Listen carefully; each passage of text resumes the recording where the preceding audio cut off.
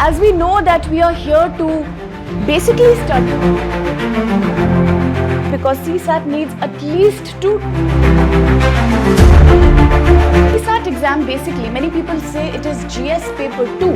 Out of all the aspirants who write the CSAT exam, barely 25% are 90% students whom I have dealt with in my experience, the biggest mistake they are.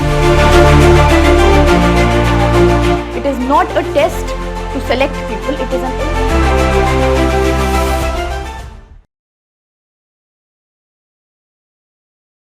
So once again, a very good morning everyone, and as we know that we are here to basically study reading comprehension. But why? Because we are not here to study reading comprehension per se. We are here to study reading comprehension, given that it's a very important part of your CSAT exam. Now, if I ask you a very honest question, how many of you have already written the prelims previously? How many of you have experienced CSAT exam very closely? Is it the first time for everyone? For everyone. So have you studied CSAT before? No, we are making the right beginning now. Okay, that's good news, because CSAT needs at least 2.5 months of thorough preparation. Why? I will tell you, okay? So the agenda for these lectures, the morning batch, the morning duration is to study one part of the CSAT exam. Now CSAT exam basically, many people say it is GS paper 2, but actually it has nothing to do with general studies, because I personally think it is not at all anything related to GS. It is just about this one word here, and this one word is Civil Services Aptitude Test. So always remember and keep reminding yourself that aptitude is a very big thing, okay? This exam is completely about your aptitude, and aptitude means your skill. It really doesn't matter whether somebody is from an engineering background, or whether you are from humanities, or you are a PhD in English, or you are Shakespeare's grandchild. Nothing helps, because personally, those students also who are masters in English literature, those people who feel that, oh, my vocabulary is very good, I am excellent when it comes to English, they have a struggle in the CSAT reading comprehension segment. Because trust me, it has nothing to do with English. Not at all. This is not English. The reason it is in English is because they cannot have the paper in 21 Indian languages or 18 Indian languages. They have no choice. So it's both. It's in Hindi also for the Hindi aspirants, and it is in English also. But it doesn't mean it is about your language. You may be very poor in English. Still you can manage this, because it is about verbal ability. It is not an English component. It is purely aptitude. Okay, so never ever worry that my English is not good, my vocabulary is not wow, so I struggle with the passages. No, that's not why you are struggling. You are struggling because these passages are like, they are meant in such a way that it is almost like solving a puzzle. These are meant to be decoded, not to be studied, okay? So talking about the CSAT exam, I'm sure everybody knows that the general structure of CSAT exam is such that you have 80 objective type multiple choice questions. Okay, and we all know that it is just one very critical stage of the UPSC exam. So when you talk about the prelims, we know that while your GS paper 1 marks will be added to your finals, but CSAT marks are not added to your final score, okay? It is just a qualifying paper. Do you understand qualifying? You have to get bare minimum, some marks to pass, but it is a compulsory paper, because until you get this little passing mark here, that is about say 33% or 66 out of 200. If you do not get this much, then what happens? You fail the exam, okay? So you cannot write the mains. So it is not just qualifying, but it is compulsory. But that is also an issue, because many people, when they look at this picture, they feel that, okay, getting 66 out of 200 is not a big deal. Anybody can get. How much is that? Nothing. But in reality, if I tell you, no, I'm not here to scare you, okay? Don't assume that a lady came from Bangalore, she scared us and went away. No, that's not the intention, but it's a reality check actually, that despite this low score, it is not a low-hanging fruit, because every year, out of all the aspirants who write the CSAT exam, barely 25% are passing in the CSAT paper. 75% is the failure rate only for CSAT. So imagine, no matter how good you are in GS paper 1, you are very good with your history, geography, polity, but still CSAT is quite a hurdle there. We need to pass, and the passing rate is poor. Why is the passing rate so poor? Okay, so let's begin by first talking about the student's perspective, then I'll give you the teacher's perspective, okay? From a very student-centric point of view, in my experience of teaching CSAT, which will be like around 7 to 8 years now, repeatedly the same thing I get to hear, it's a waste of time. People are cursing UPSC actually. You saw all that revolutions and protests that's going on, remove CSAT only. It is purely a waste of time. If you are studying so much in GS, why do we need an aptitude test here? Some people also say it is meant to give benefit to people with science and engineering background. Since we are from humanities, we suffer here. Because it is aptitude. Because we assume that if we have studied humanities, we have zero aptitude. That is another thing, okay? Now, another very interesting thing is poor time management. 90% students whom I have dealt with, in my experience, the biggest mistake they are making in CSAT exam is that they give just 1 month or 15-20 days to prepare for this paper. That's all. Before that, they will not even bother to study. Why? Because the standard method that students are following is that they will open previous year question papers, especially from 2015 to 2024. They will look at the papers, they will get scared, they will close the paper. Then next day, they will again study for GS paper 1 and they are feeling from inside a satisfaction is coming, I have studied. What have you done? I have seen the passages. How was it? It was tough. So what did you do? Not sure. Abhi malum nahi. We'll see later. Another problem is that we only study from PYQ. That is another issue. When it comes to CSAT, we only revise the PYQs again and again and again. Maximum I have seen RS Agarwal. That's the standard protocol. Apart from that, we do not bother to spend any extra energy on CSAT exam. Why like that? For prelims GS paper 1, we are doing so much. You know, nothing we are leaving. Nitin Sanghania also, NCRT also, that Majid Hussain also, that GC Leong also we will not leave. Lakshmi Kant, everything we want to do. But when it comes to CSAT, no, only RS Agarwal. He is the only man in the world who will train you for CSAT. That's it. Nothing else. You agreed? Is it relatable or not? Many people have this issue, right? That's also the reason why only 25% people are qualifying in this. Not because this needs intelligence. It just needs systematic preparation, okay? That is all that is missing here. One last thing that I have noticed is too much fear or too much casual attitude. CSAT has extreme expressions. Reaction among students is extreme for this exam. For GS paper 1, everybody says it was tough. One reaction comes out of 1 million people. How was it tough? If you ask for CSAT, how is it? Either they will say it was so tough, no, you study. It's a waste of time. Too tough. Or second reaction will be, no matter how much you study, you keep studying every day, 5, 6 hours, still we don't see anything that we understand from PYQ, especially reading comprehension is horrible. Because when you see the passage, you don't understand this is English, Latin, Greek, French, what? What just happened with me? What happened? 4 lines only, but I could not understand. I thought I know English. So, ye kya hai? That is the reaction that I have noticed, logical reaction only. I am not saying any student is wrong when they think like that. I agree, it is valid, but these are all misunderstandings only. So one by one, we need to tackle these misunderstandings. So what should be the agenda for this lecture that we are having today, tomorrow, until Friday?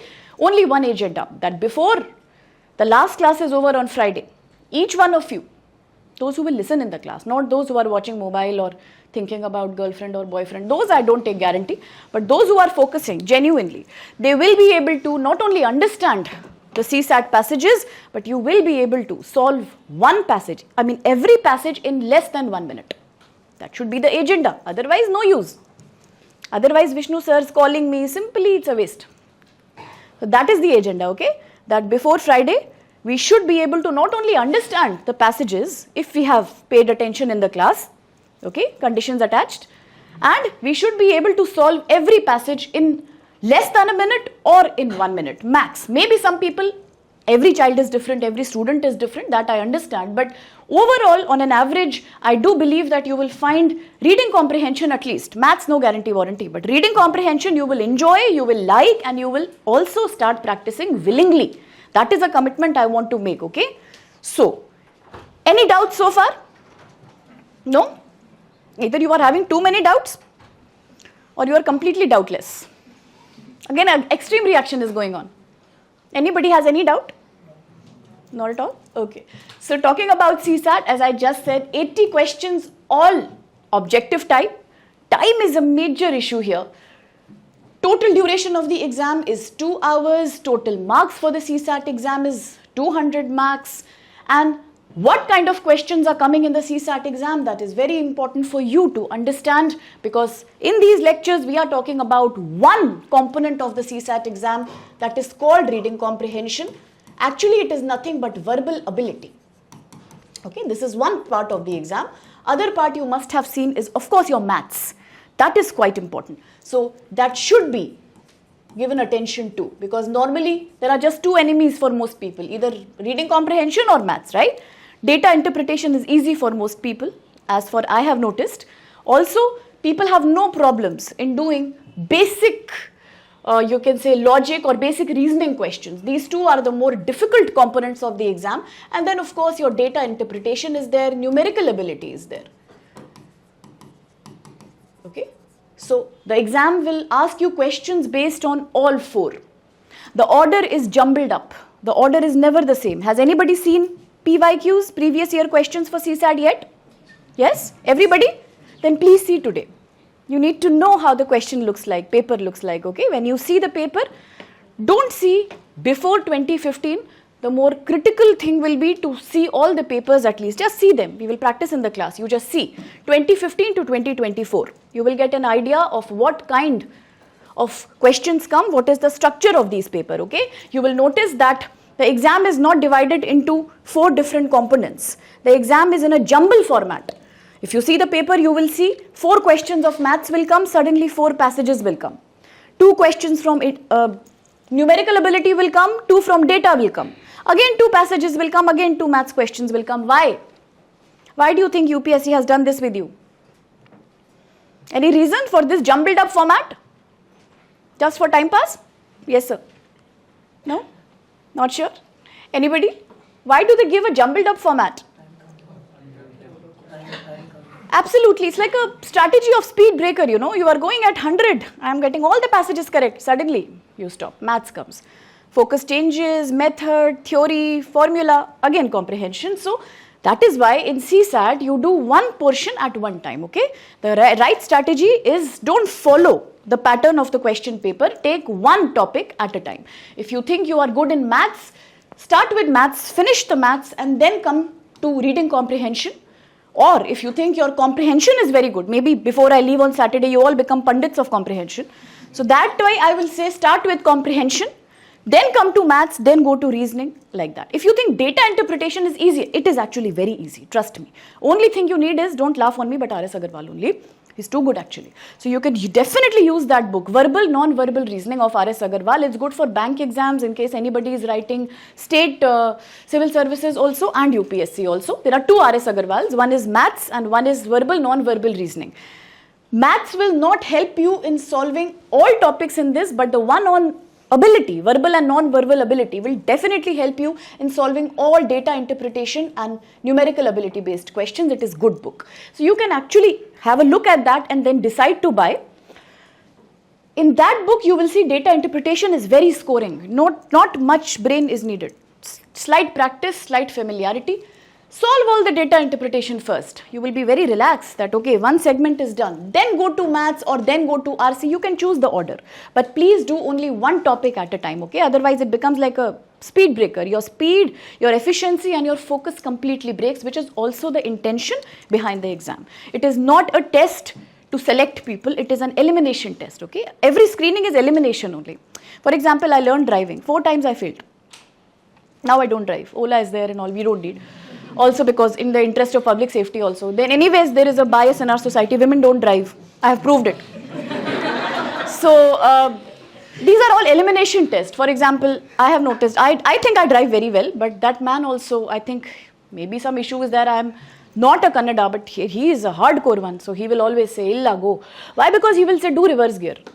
Why reverse gear? when somebody is showing I'm good in other 3, or deliberately they will give a difficult test. You pass like that, every time I fail. So now I don't take that risk, but I'm just telling you that this is also like that only. It is meant to eliminate, not to select. So better, please make sure that throughout these 2 hours, your focus is intact, and that happens only when you do one segment at a time. Don't fall for the trap. Another thing is, a lot of people feel we have to solve all 80 questions. No, that's not true. Here, accuracy and time management are important factors also. Nobody, not even the toppers, have got all 80 questions correct. It's not possible to do that in a short span of 2 hours. So, a better thing here is to be sure that whatever you are doing with accuracy.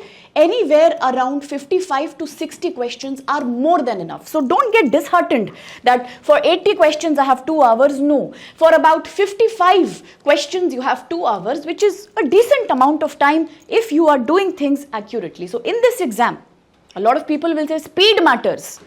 That is secondary. Accuracy matters much more. And one more thing, very important thing to remember is that please, no guesswork allowed here. Okay? No guesswork allowed here. UPSC is also not your neighbor or any relative. It will try its best to make life difficult for you because it has negative marking here, you know. There is negative marking in the exam. So also remember, there is negative marking in the exam. For every wrong question, you will lose at least 1/3 of the marks allotted to that particular question, which is, as per the UPSC, 0.83 marks per question are cut. At the first look, it doesn't look that bad because even if you make 5-6 mistakes, it is okay. But anything which, so for example, you are doing 5 questions correct, then again you do 5 questions wrong, what is the point? Very little you will score, right? So it makes sense not to do any guesswork here. It's better to leave. It's a psychological factor also that we are more scared of leaving. But we are more confident when we do guesswork because we feel we have attempted everything, maybe something good will come. It doesn't happen like that. It's not lottery, it is UPSC. It's a technical exam. So don't take that risk. If you know 20 questions, do 20, but at least do accurately. There is a higher chance of success than doing 40 and doing 20 wrong out of that. No, because you will lose all your hard work there. So definitely no guesswork permitted. Maths, you better ask somebody who is a more right person, but please in comprehension, nobody should take that risk, definitely. Do not do guesswork in data interpretation and in reading comprehension. 100% you will be taking a big risk there, okay? Now, after having discussed so much, there is a bigger question that comes to mind, and that question is that why should we focus so much on reading comprehension? 80 questions are there, maths is there, numerical ability is there, data interpretation is there, then why so much time should be wasted on reading comprehension? When we know it is tough, when we know English is not our language, Mughals, Mauryan Empire, nobody used to use English, then why should we suffer? No reason, no? If they are so difficult, if they are not scoring also, then how come one full week we will go on studying comprehension only? Why? Why is reading comprehension so important? What do you think? I say because it's my subject. I get money out of that. What about you? In this exam, why should you prepare so much for reading comprehension? I am saying at least 2 months' time you have to give to CSAT exam if you seriously want to pass in the first attempt. Nothing less than that. 2 months are very, very critical. But if I am saying that reading comprehension has to be focused upon, you have to practice, but I am also saying that English is not so important, then why should we practice? This is before getting into service, what you do. That is later. That's the importance, correct. That is why they have given you these questions. Very good answer. But why should you prepare as a student at this stage? Maybe for critical thinking. That is important for critical thinking. But what if a lot of people tell me that why can't I leave reading comprehension and go? Maths is there. R.S. Agarwal is there to take care of me. What is the worry? Tuitions are there. YouTube tutorials are there. So maths is there, data is there, numerical ability is there. Why should I study comprehension if it is so tough? Communication. Yeah, but that is all the value of reading comprehension. That is why UPSC has given these type of questions. That is another question, that why UPSC is behind reading comprehension so much. Why are they giving so much importance? Agreed. It improves your critical thinking. It shows whether a candidate has logical ability. Yes, absolutely it is a life skill. That is correct. But in this exam, why am I asking you, or why do people say that focus on reading comprehension? Yes, absolutely, because you cannot pass without reading comprehension. It's true only. I'm not doing marketing advertisement of my subject, but 100% you can't pass without reading comprehension. So the reason is right here, okay? Let's have a look at this question paper distribution. If you have a look at the last 9 to 10 year papers, even if you see from 2011, CSAT exam was introduced in 2011. Before that, UPSC had a kinder heart. There was no CSAT. After that, they changed completely. After that, only CSAT has come. But ever since CSAT has come, UPSC's favorite, UPSC's, love of life is today reading comprehension. You see, if there are total 80 questions in the CSAT exam, when they introduced, they gave 32 questions based on reading comprehension out of total 80 in CSAT. That is the weightage I'm talking about. Look at 2015 to 2024. If you do a broad average of all these years of CSAT exams, the broad calculation is anywhere around 27 to 30 questions every year will come only based on reading comprehension out of total 80 questions of CSAT, which means although there is maths, although there is data interpretation, although there is numerical ability, but how to leave reading comprehension and go? Is it a safe thing to do? Is it a safe risk to take? It's very risky if you ask me, because when you say 27 to 30 questions only on comprehension out of 80, I'm saying more than 1/3 of this paper is composed of reading comprehension only. Then how can I assume that if I take it lightly, if I don't practice, or if I don't know the rules, if I think, देखा जाएगा, we'll see, whatever happens, do some 2-3 prayers, भगवान की मर्जी है, पास हो गए, फिर क्या है, शादी कर लेंगे. That also many students tell me, we can study after wedding also, ma'am, what you are saying, time is not there. I said, once you have 2-3 kids, Abba you become, Ammi you become, then you see how much you study for reading comprehension. Better study now. I tell them like that. Now, I can be very strict also sometimes. I don't look, but I can be. Now I think fear is coming. Okay, so a good thing to do is 1/3 of the paper and more is reading comprehension. So it makes sense to prepare for it, okay? It is not a safe strategy to leave it and go. Because on an average, you can expect, if you see every year, the average is definitely going above 27. Somebody might ask me, what happened in 2020? Pandemic. Something more dangerous. Pandemic was easy. Look at this. In 2020, something strange only happened. For the first time, we are seeing that only 25 questions have come from reading comprehension. Only 25, that is less than the average. Average is 27, 28, 30. How come in 2020 very few questions came? It was definitely a very big, you can say, strategy or a trick, because when I show you the whole previous year questions, when we sit here and practice those questions, you will realize that 2020, I call it as the year of great divide in CSAT. The most difficult questions of reading comprehension came in 2020. You won't believe, even teachers were sweating. Thank God I didn't write this attempt. Anyways, 2-3 are only left. This year I'll get married, next year I'll see. That was the feeling. After the paper was released, trust me, I myself felt very bad for my students. Come, I will refund your money. Not your mistake. Not my mistake also. Who expects this kind of question? 2020, has anybody seen the paper? Maths was also tough, right?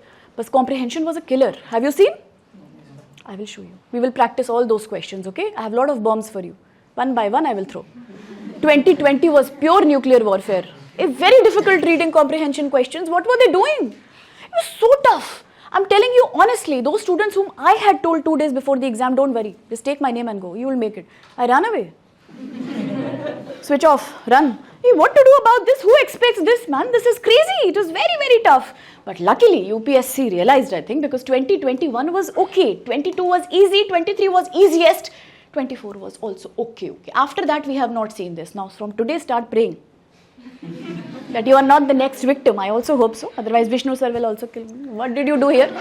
So, let's hope that doesn't happen. But after 2020, it has not happened like that. Indeed, this was a very, very difficult level of examination. Very, very tough. So that's why maybe the level of questions was very high and the number was less. But otherwise, the level of the questions is manageable. But the total number of questions is 27. So who is planning to leave reading comprehension and go? Anybody who is interested in leaving and going?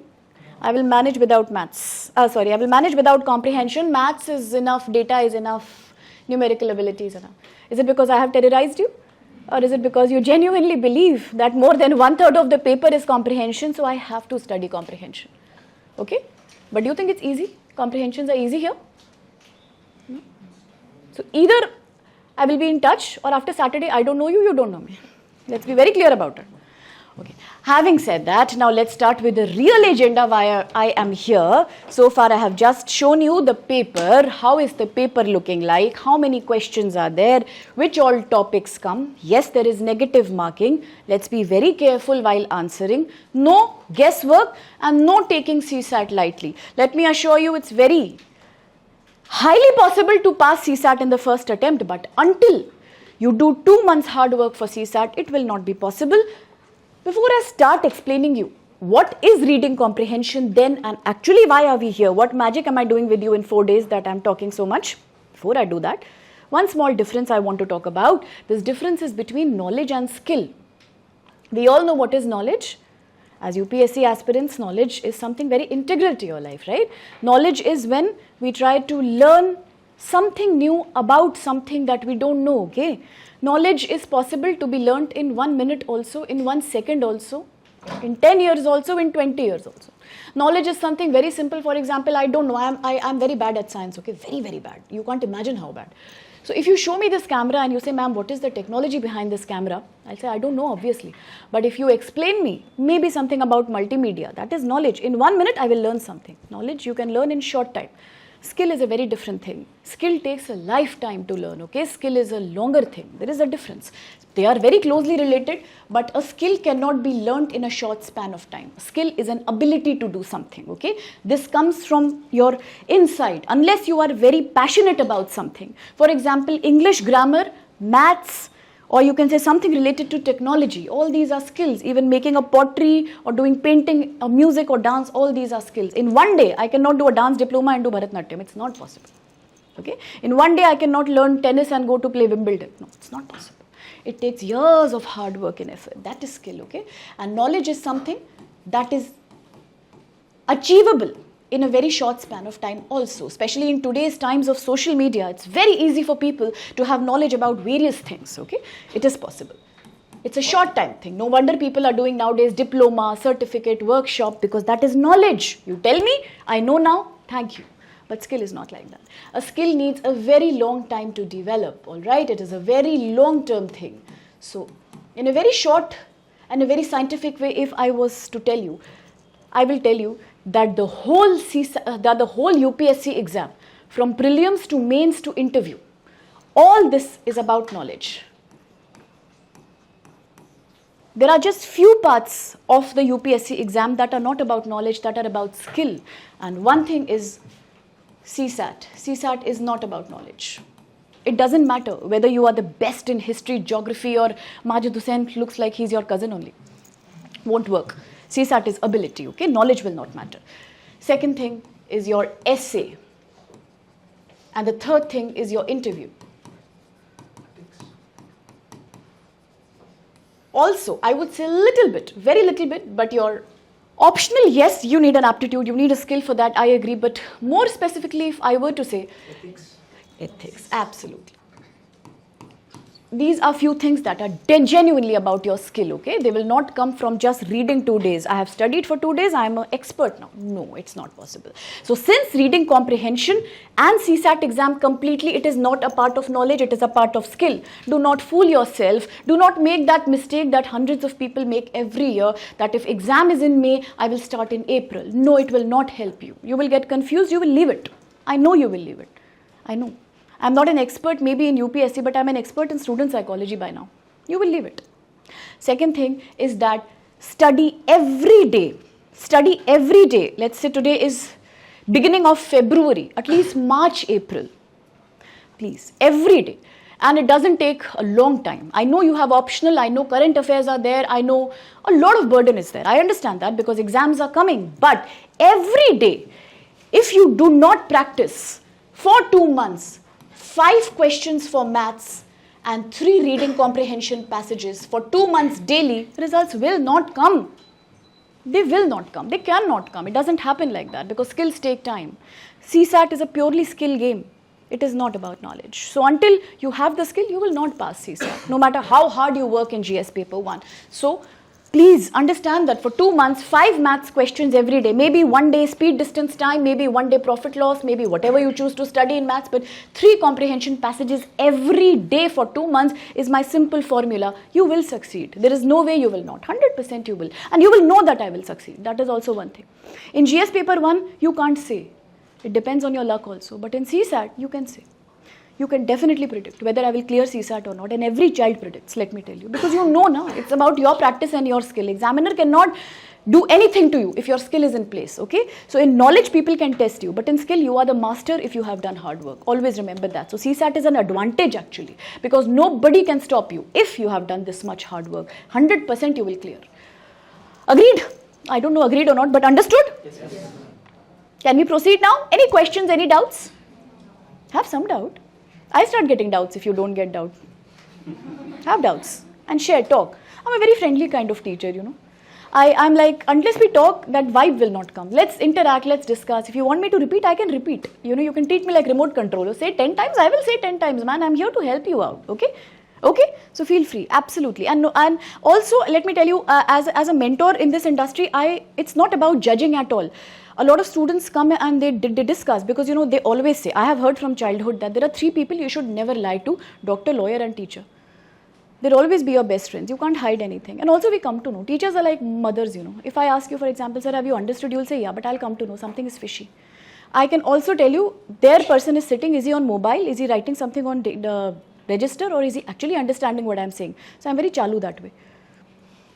So better not lie. Interact. Ask your doubts, joking, but definitely you can ask and stop me as many times, okay? A lot of people are struggling with English. Everybody does because we are not British. It is absolutely appropriate to struggle with English. I myself don't really give value to English. It's a compulsion, that's why we are doing English. Otherwise, mother language is the best language. You know, we should be actually proud of that. But it's a compulsion right now. We have to master at least UPSC level of English. Otherwise, I am not a big fan of English or big words. And this is not English. So even if English is your weak area, don't worry. This is ability, you will still do it, okay? Are you convinced? I think he's thinking, no, it is my mother tongue only. I am British, is it? Maybe. Okay. So now let's start with the main agenda for today. What is then reading comprehension? It's tough, it's easy, it's good, it's bad, whatever it is, but what is reading comprehension?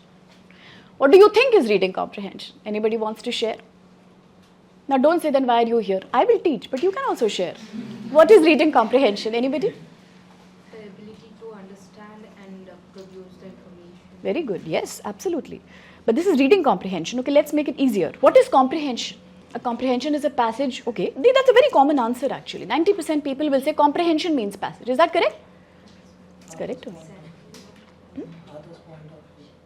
Or maybe others' point of view, perspective. Okay. Anybody thinks what is reading? What is comprehension? Anybody? What is? Actively reading the information. Okay, correct, okay. But then what do you do with that information? What is comprehension? Assumptions. Assumption, okay, something that we believe. Okay, this may be true. For example, there are 3 Vishnu IAS. I didn't know sir has such a big enterprise. One center will be there, what is the big deal? I came, he's taking me to different Vishnu, IASs. Like, how many have sir opened? I didn't even know. I thought only one address is there. Canara Bank also I went today. Many places I have done a good tour of Hyderabad. Then I called up Kiran sir and I said, what is going on? You are in Hyderabad only. Then finally he was able to help me that this is the place. So on my way I was just noticing so many places came. Banjara Hills came, Begumpet came. I don't know, a lot of new things I have seen. What was I doing? I was trying to read the signboard. Sometimes when you feel you are not understanding where you are going, you will try to see the signboard. Now in Bangalore, that is another issue now. They are saying if you don't know Kannada gotilla, run away. North Indians get lost. What will people like us do? Little bit only I understand. Vadakkam in Tamil, Sapada in Tamil, I am a foodie. And in Kannada, maximum what? Gotilla, ayyo, this, that I will do. But not much I know. And here Telugu to 0. Urdu I can manage, but the driver did not, he was Telugu only. So what to do now? I'm not understanding. Luckily boards here are English, Hindi, everything. So I was just noticing where I am. What am I trying to do? Looking this board, looking that signboard. Oh, maybe this is now Ashok Nagar, this is that. What am I trying to do? Identifying. What happens when you don't know something? What do you try to do? For example, there is suddenly, I will tell that, okay, this is a pen here, it's a multimedia pen. I am zero in technology. Open this and show me. What will you do? It is an unknown thing for you. No? You will just try and see. And when we don't know something, when we absolutely are zero in something, what do we try to do? We try to understand that thing. So comprehension is nothing. It is not about passages. It is about understanding. It can be anything. It can be anything. You might have noticed sometimes you are coming to coaching or you're going to college, you will see crowd standing there. In India, it is very common, no? People will stand in crowd and do all tamasha and all. Even if there is an accident, 100 people will be there. Victim is still dying. Somebody should save also. Stop your WhatsApp, guys. Come on, have some heart. Or if 2 people are fighting, 20 people will stop there and see. I don't know. I am typically from Uttarakhand, but in UP, Uttarakhand, Delhi, like that only it happens. If you drop your helmet also, 20 people will come and watch as if movie is going, but nobody will help you by giving up them. What is going on? So it is very common, no? People are standing, talking. Suppose if I am coming, maybe, to office and I am seeing 100 people are standing there. I don't know what is the situation. I am here in my maybe scooter or car. It is happening that side. I am only trying to comprehend. I am only trying to understand what's going on. It could be accident also, movie shooting also, road construction also, fight also. I don't know.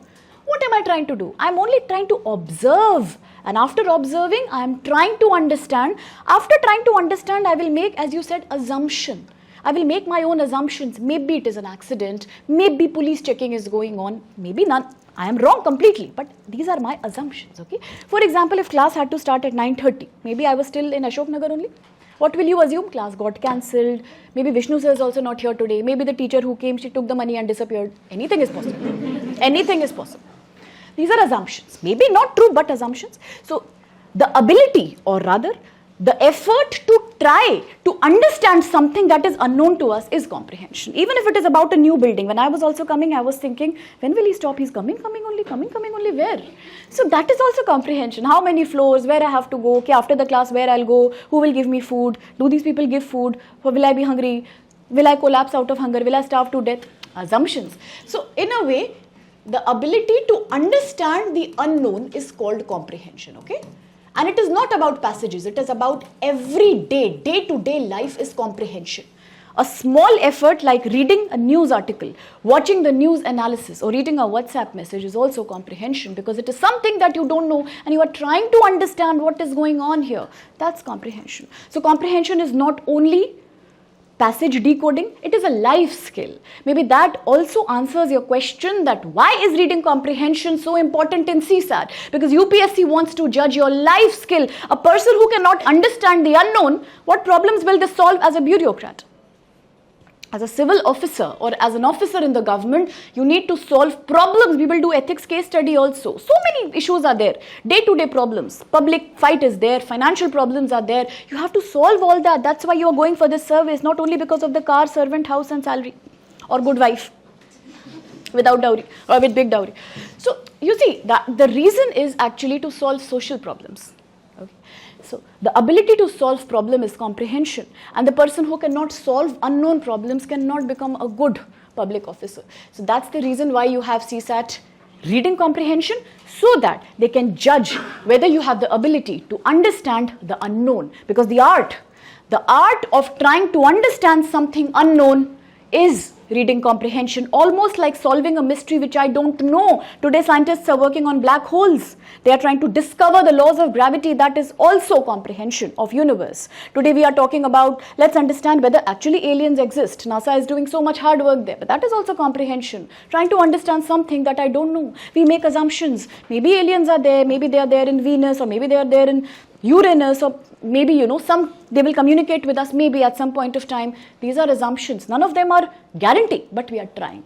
That's comprehension. So why in this exam do they give you reading comprehension? Because they cannot show you movies, they cannot talk to you, they cannot communicate with you. There is only a paper.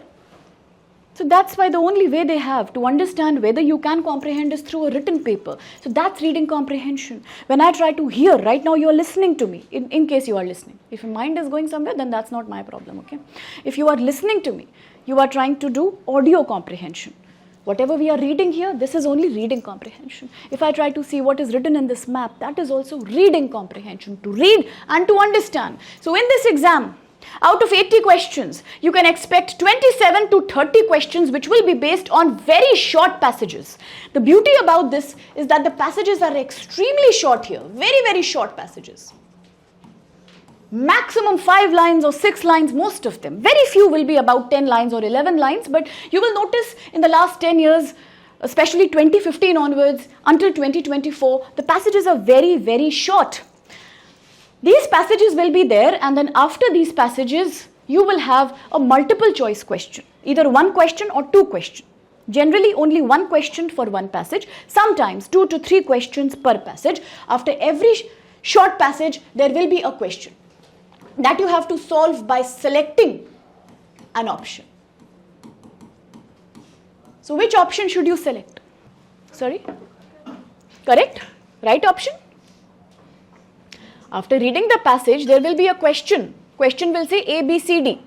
Which option should you select? Yes, tell me. Sorry, ma'am? Demand of the question. Demand of the question. But which option should you select? Appropriate. Very good. You are very chalu. So we are not supposed to find the correct or the right answer. In comprehension, there is nothing called right answer. There is no definition of correct, right, wrong. It's not like that. Comprehension passages are ability questions, so you have to select the most appropriate answer as per the demand of the question, because questions here are very different from each other. Every passage will not have the same kind of question. What is the author saying? Those are good golden days. School days are gone now. That was reading comprehension of a different kind. If you read 2 lines also, you can answer the question. Some children never used to read passage only. I have also done. They used to read question and then find the answer. Very clever strategy. Now also some people think that will help in CSAT. Never read the passage. Always see the question. Marks are not for passage, marks are for question. Be smart. Read the question. 100% fail strategy, dabba strategy. That will not help. Okay, so that is what, because every passage here has a different kind of question. That is the technicality of CSAT. If it was so easy, then why only 25% people are passing? There is a catch here, okay? So the passages have very different kind of questions. Every passage has a different demand of question. Based on that, you will have to select the most appropriate answer, A, B, C or D. There is no right, there is no wrong. You will understand slowly why am I saying this. If not, you will understand maybe tomorrow or maybe tomorrow only you will understand. Today that much time will not be there. But you will understand that there is no right wrong. There is always appropriate and inappropriate or inappropriate. Okay, let's remember that. So in this exam, in the comprehension, there will be a short passage. Now what to do with this passage? Okay, I am sitting in the exam, passages are there. What should be my first strategy? Please understand that here you will have to read the passage and not casually, very seriously. For example, if you have total 27 comprehension questions, the ideal target here should be to be able to solve at least 17 out of them. For example, if you have total 30 questions based on comprehension, make sure at least you are solving 20 out of them. I am not saying do each and every one, but at least you have to have 20 out of 30 or 17 out of 27, at least that many questions we have to do correctly. So the first thing is to understand and to convince yourself that one passage has to be solved in a minute, not more than 1 minute. That much time is not there over here. No matter how tough it looks, but it has to be done in 60 seconds, because if you can't do in 60 seconds, leave that, move on. You cannot wait. Some people say that I am very accurate in CSAT. I do all passages correctly, but I take 10 minutes per passage. Very smart, but it will not help you because time is not there. No, otherwise if time was there, you are doing very good, but time is not there. So that is why the better thing to do is to please convince yourself that time is not there. 1 minute is for everyone here, no reservations. 1 minute is for everyone, no quota. Another thing, you have to read the passage first. The passage has to be read, and that too with full focus, full dedication. How to do that I will teach. That's a different thing. Second thing is, now you have to, after reading the passage, understand what type of question this is. That is also very important. In CSAT comprehension passages, you don't get one type of question, you get 3 types of questions. 3 types. I heard somebody yawning. Who is sleepy? And why are we sleepy in CSAT class? What will you do in the evening in the essay class? If CSAT can make somebody sleepy, essay will send you in coma.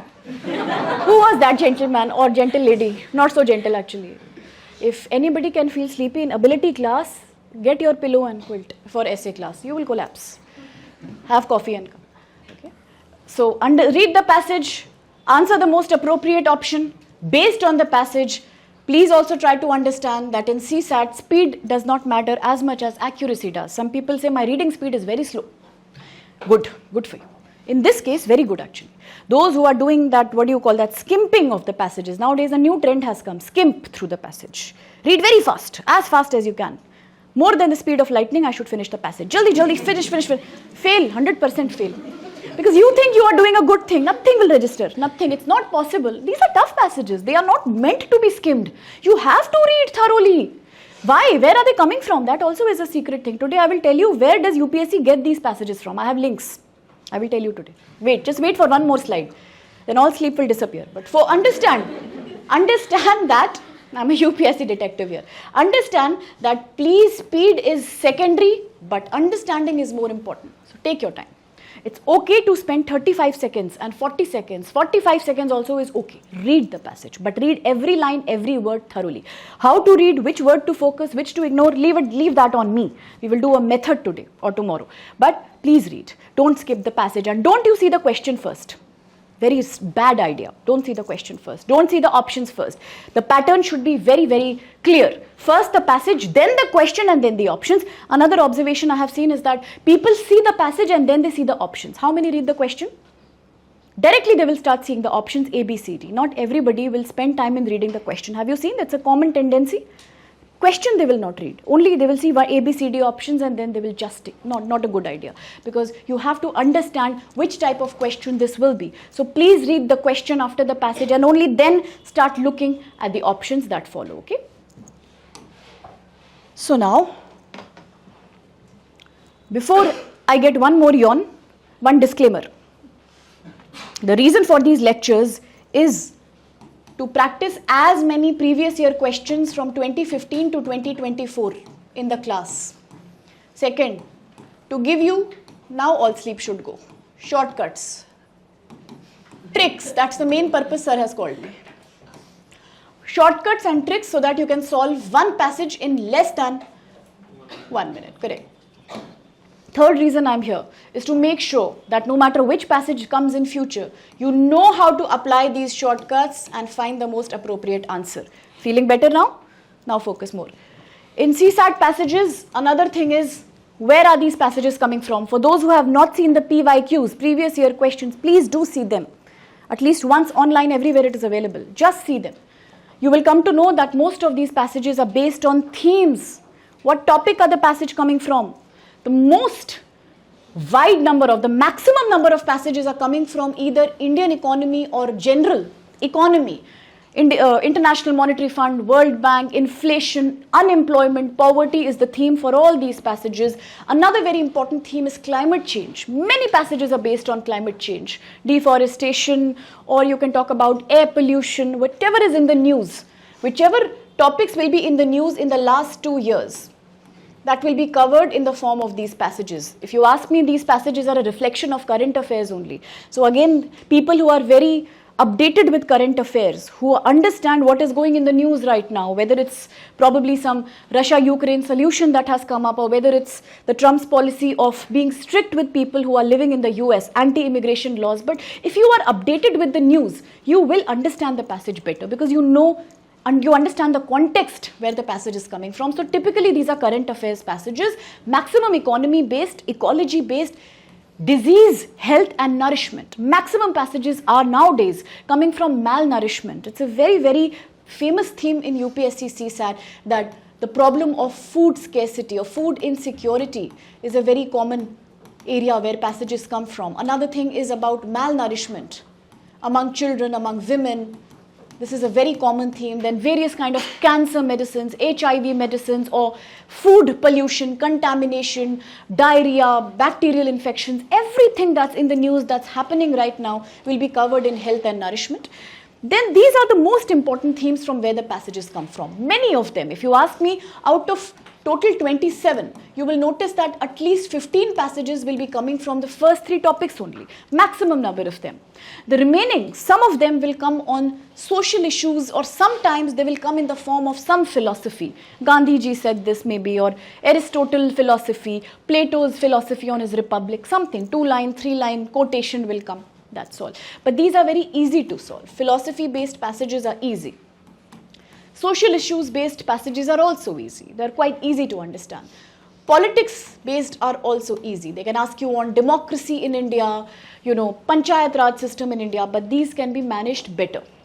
The more difficult ones are the first three. Why are they most difficult ones? Because they have a lot of data in them. These passages usually include a lot of terms from science, new words that people generally don't understand. For example, in 2020, they had a passage on, microbiome of human body. Now, a lot of people may not be familiar with the word like microbiome, or they may not understand, for example, different science terms that these passages are using, very technical science words, or sometimes data, like maybe 60% of Indian population is working in the informal sector. So people get confused whether to focus on the number, data has to be important, or the other part of the passage is important. So they confuse you. So generally data and difficult terms are a part of the first three passages, and therefore they are the more challenging ones. Easier ones are the ones generally which have no data, no typical difficult scientific term. They are easy, like, they will talk about women problems or ASHA workers. They will talk about, say, how to create better drinking water in Indian houses. And these are quite simple ones. But even deeper question is that if these are the topics of these passages, why are they so difficult? Why? Let me show you one. Seeing is believing, Don't do anything, just read these. Read this passage once, 2015 passage. There are many more coming up. Don't solve, just see how, is it easy or difficult?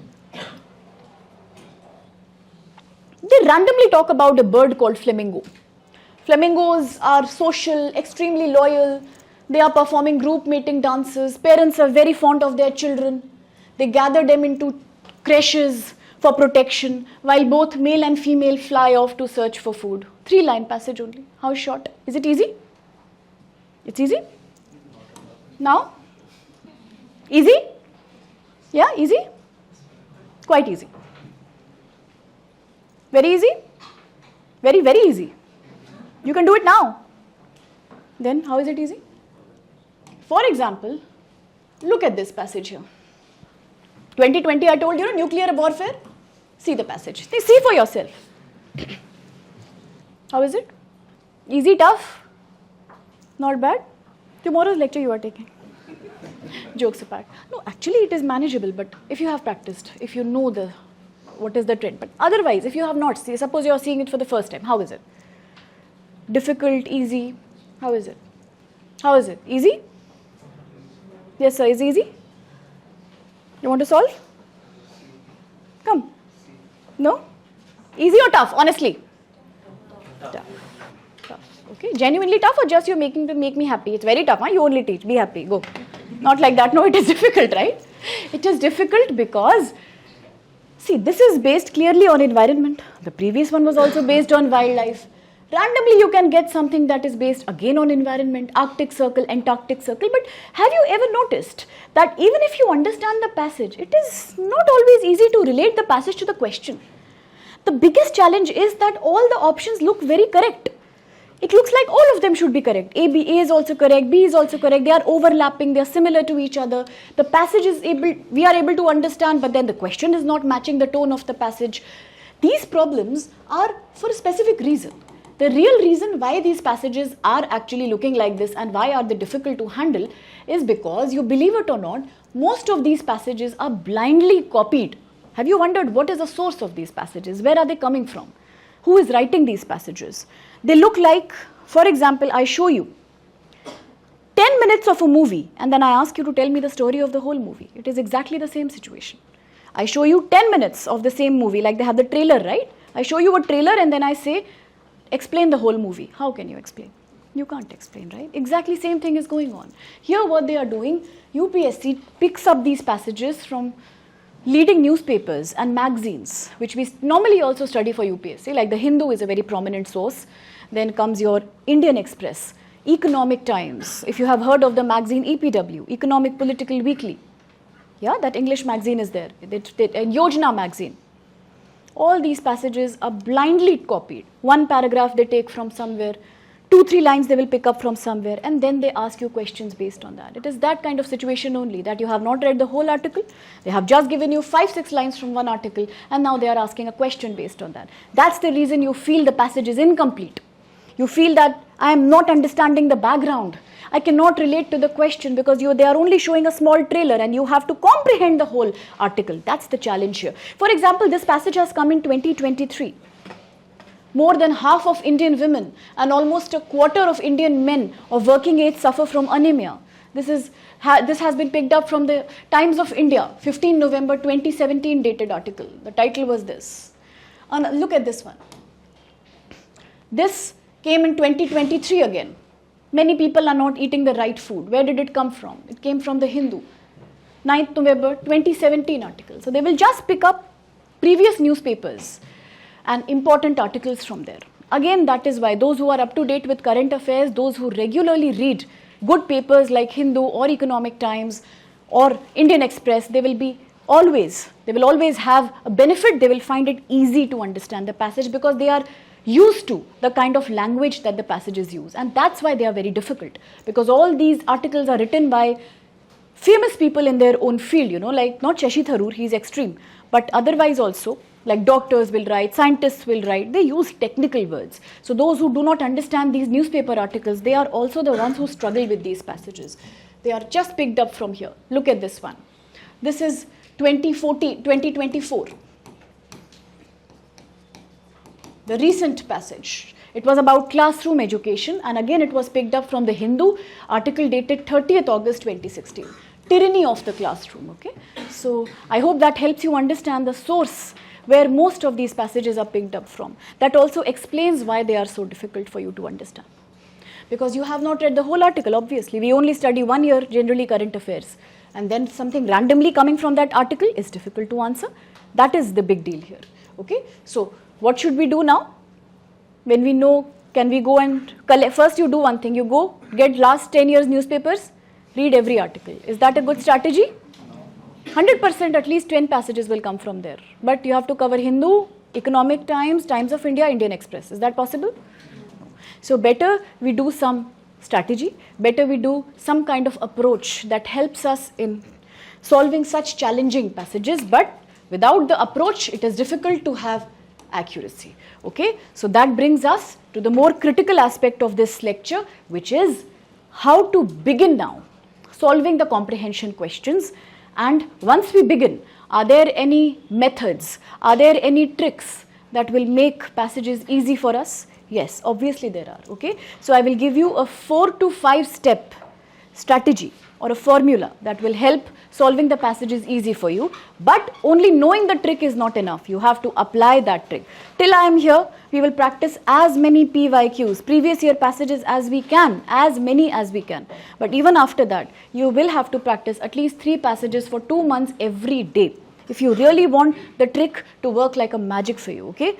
Shortcuts are there, but even those shortcuts need to be worked hard upon, otherwise magic will not come. Do you understand?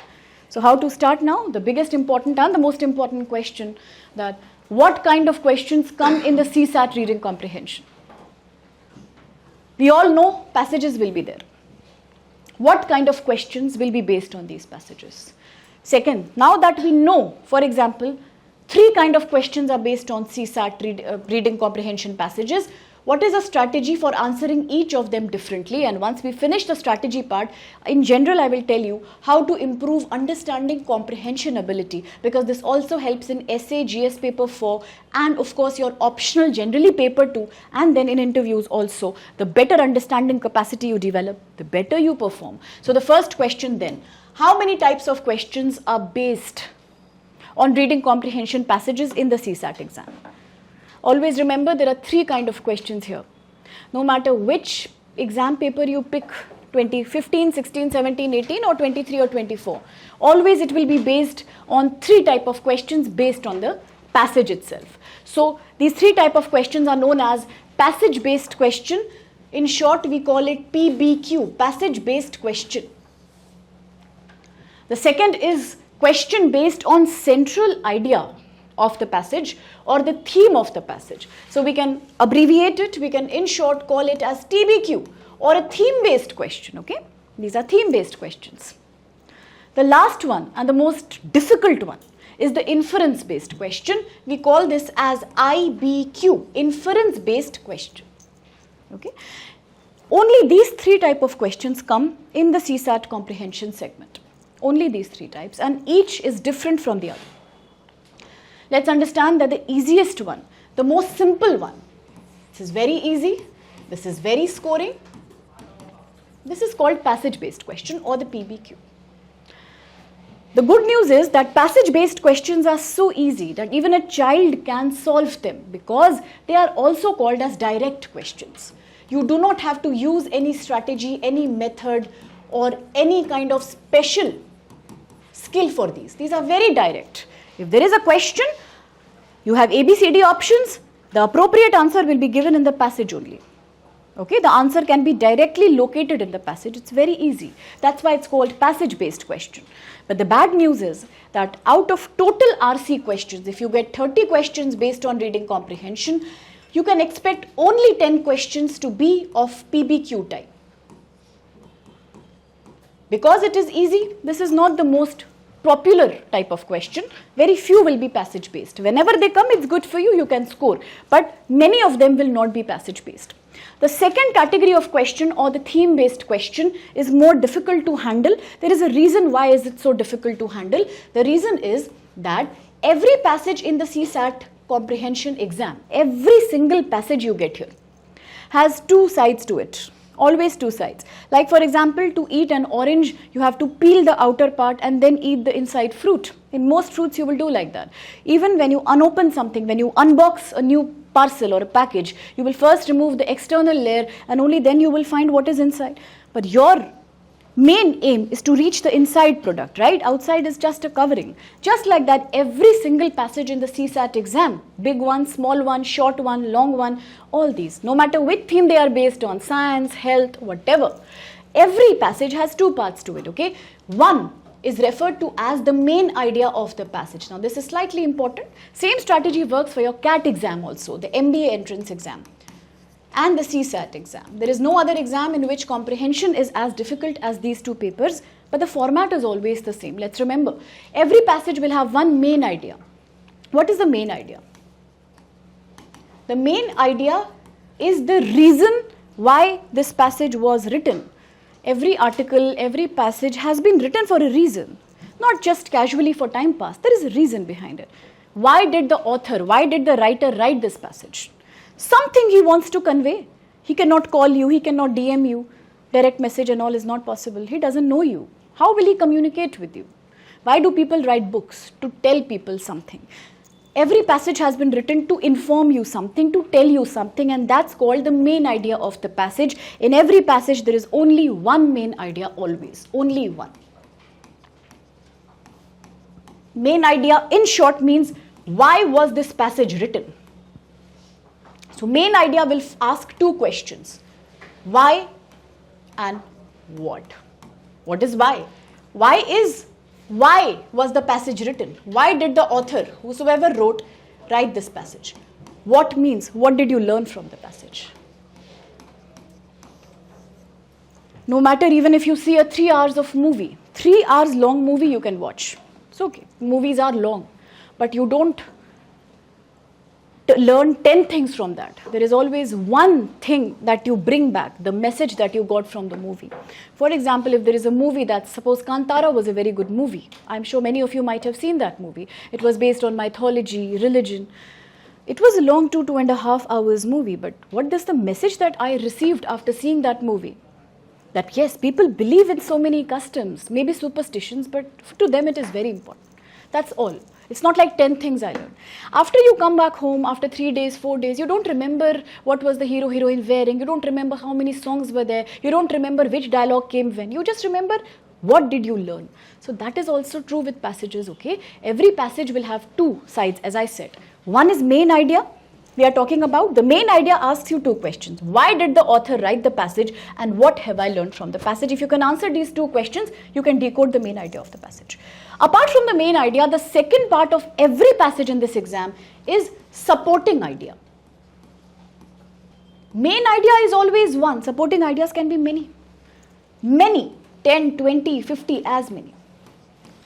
Many supporting ideas can be there in every passage. But main idea will always be just one, okay? Main idea is the purpose of the passage, the heart and soul of the passage. What is the passage trying to convey you? What have you learned? Only one. But to support the main idea, there can be many supporting ideas of the passage. Many supporting ideas are there. Now, the trick behind theme-based questions is that it always asks you to decode the main idea of the passage. That is what we mean by the TBQ or the theme-based question. It looks very easy when you draw a diagram, but in reality, the most difficult thing to do is to decode the main idea of the passage. That's the real challenge in CSAT exam. The day you understand how to decode the main idea, 99% accuracy will come. Because the technical aspect of CSAT paper is only one. How to decode the main idea of the passage. It is difficult because, as I said, they will only give you a small part of an article. That is why you struggle to understand the main idea. But that is what you have to learn also. So main idea, what is the main idea? What does the author want to tell you? What have you learned from the passage? All this is a part of theme-based question, slightly more difficult. Very popular variety of questions, at least 30% of questions. If there are 30 questions on reading comprehension, 10 will be only based on PBQ, but you can expect at least 15 to be based on theme-based question. Lot of questions are based on theme because main purpose of the exam is to see that only, whether you can decode the main idea. The last variety is the most difficult variety, slightly more difficult than theme-based question. Also, majority questions every alternate year, they will be based on IBQ. We call it inference-based question. IBQ. Inference-based question. For this, you have to make an inference from the passage. Remember a while back, sir, I think you said, you used the word assumption. When I see something new, I don't understand what's going on. I make assumptions. What is going on? What might be the truth? All these assumptions are what you call as inference. Okay? So in inference-based question, we will today or tomorrow, whenever we reach this segment, we will learn one new skill, and that skill is how to make an inference. You will learn that in the class, how to make an inference. These are slightly difficult because you have to make an inference and then select the most appropriate inference from the options A, B, C, D. So these typically are the three kind of questions that come in reading comprehension of your CSAT. The easiest one, passage-based, direct question. Second one, theme-based. Last and the most difficult, inference-based. It's very difficult to understand without seeing and trying. So one by one, let's see one sample question based on PBQ, TBQ, IBQ. Any doubts? Anything that's confusing anybody? Any clarifications? Please feel free to let me know. Has anybody heard or studied these questions before? Okay, so take it slow, take it one step at a time. If you really need me to repeat, 100,000 times also I'll repeat, but please ask, please feel free, okay? Unless you are convinced, don't let me go forward. These three questions we are talking about. The first one, PBQ, I'm quickly showing you a sample question. Please solve that question. Try to solve that question. If you can solve that question, it's an easy question, which means you have understood passage-based question, okay? Try. But first the passage you will read, take your time. Then you will read the question, only then you will read the options. And then tell me which is the most appropriate option. Since we are not having a digital interaction, you can shout, you can say, you can tell me the answer. How else will you say, obviously? There comes the passage-based question sample. Please read the passage, read the question, see the options, and let me know which is the correct answer. Read? Mostly everyone has read the passage. The passage was very simple. Just talks about preserving the nature. Talks about how a landscape not only attracts human attention, but it gives you satisfaction, yes, but sadly, it is because of too much, say, modernization maybe, that now nature is kind of, it is getting destroyed. Towns, roads and all are there. In few places now, people are trying to make natural reserves to stop some difficult words here and there in between. Avert means to stop. Danger of destroying nature. Man will die, perish. Man will finish without nature. So modern man should try to continue his struggle to save the plants, which give us oxygen and which save us from extinction. Easy, right? No doubts there. Let's see the question. Very direct question. You will notice it's a very direct question. Why is nature yielding to industrial towns and areas? When we say yielding, why is nature giving up or giving space? Yield means to give up, to give in. To give up. Why is nature stepping back? in the face of industrial towns and areas. So what do you think? Could it be A, due to government's decision to remove forest? Is that correct? No. You're sure it's not correct? Anybody thinks it's correct? No, it's not correct. B, rising population has caused trees to be cut. That makes sense. Trees are being cut. Is that correct? How many think it's correct? It could be correct. Trees are being cut, that is only we are talking about. Correct? Okay, let's hold it. C, because of modernization. Is that correct? So direct. Okay. D, due to lack of oxygen. Obviously here, the absolute clear answer has to be C. Why does it have to be C so clearly? Because that is only a passage-based question. As I said, even a child can do it if you think a little bit. Why? Because what do you mean by passage-based? PBQ. Passage-based, based on passage. Here the most appropriate answer will not be something that looks correct to you. It will not be something that you feel should be logical. You don't have to think too much. It's passage-based means 100% the option will be located in the passage. Here it is. Because of modernization. Correct, absolutely. So that is a no-brainer. You see, you do. That's why I always say passage-based question need eyes, observation. It doesn't need any thinking there. So this also will be the same pattern that you will see in UPSC questions. If it is a passage-based question, answer will be in the passage, but a bigger question is, how will you identify that it is a passage-based question? There are 3 types of questions, remember. Now, how will you come to know in the exam it is PBQ, TBQ or IBQ? Simplest trick will be, a passage-based question is never based on the full passage. It will never ask you what does the author say. It will not ask you what is the main message of the passage. It will not ask you to make assumption. It will not be based on the full passage. That is why it is passage-based question. Not based on the full passage means it will only be based on 1 or 2 lines from the passage. Only in 1 line or 2 lines maximum you will find the answer. Not the full passage. Sometimes you don't even have to understand the passage to answer a PBQ. It is that direct. If the option is there, it will be in the passage. You only have to see and locate. So these are based on locating the answer, not on solving the passage.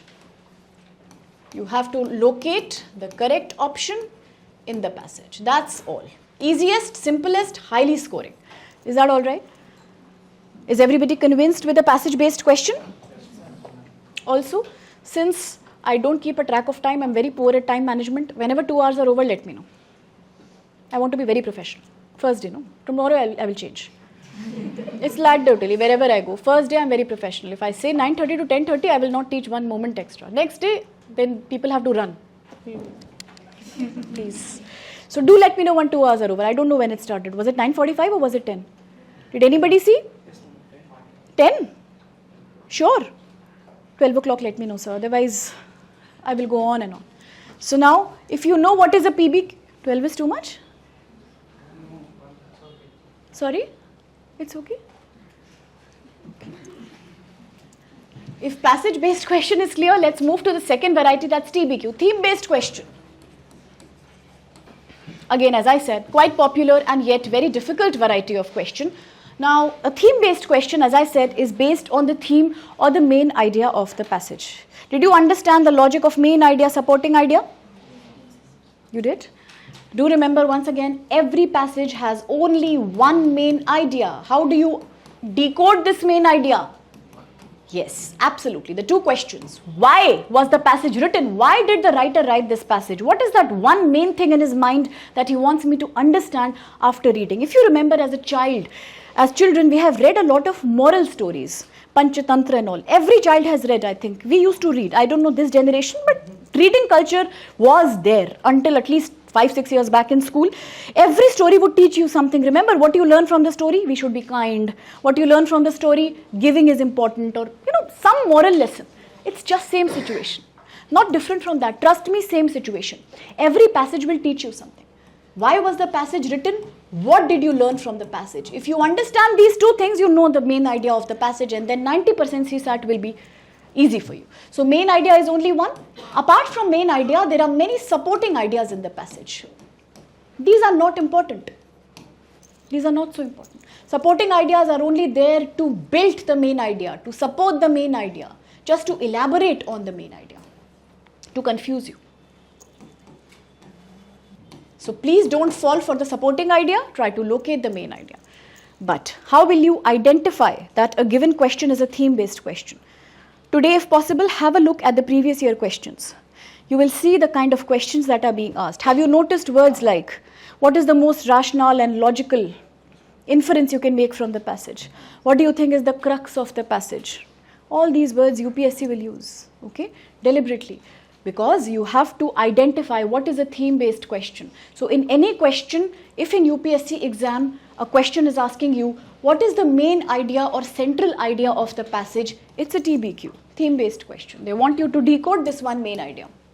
If they ask you in a different way, what is the gist or the crux of the passage? Same thing. They are asking you to find out the main idea. Theme-based question again. What do you mean by gist? Summary of something. Message of something. What do you mean by crux? It's just the same thing. The main essence of something, the main purpose of something, or the main point of something is the gist. Sometimes they will, when you read news, when you see those newspaper analysis on YouTube, even teachers do the same thing. They read the article, they tell you the gist of the article so that you don't have to waste your time. Gist is the main thing that you should know. Rest is not so important. Okay, same TBQ. What is the underlying tone of the passage? This is very confusing to many students. It is nothing to be confused about. Same thing, TBQ. Whether they say main idea, central idea, whether they say gist or crux, or whether they say tone, it is same thing, main idea of the passage. Okay. Otherwise, apart from that, they could also ask you, what is the critical message of the passage? Or simply they will ask you, what is the message of the passage?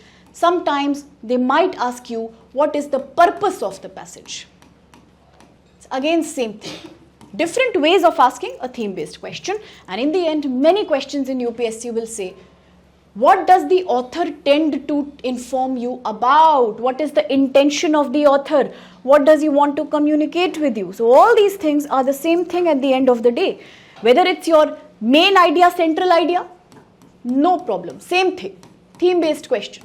Whether it's your crux or tone or gist or purpose, same thing.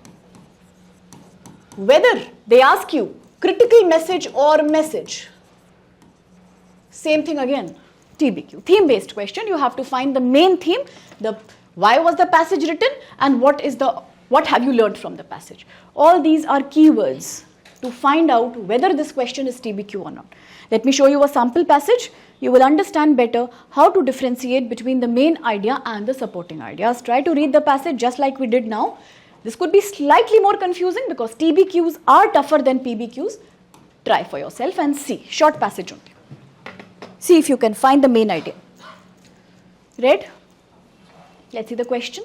What is the central idea of the above passage? Same thing. Central idea means they want you to decode the one main idea of the passage. Why was it written and what have you learnt from this passage?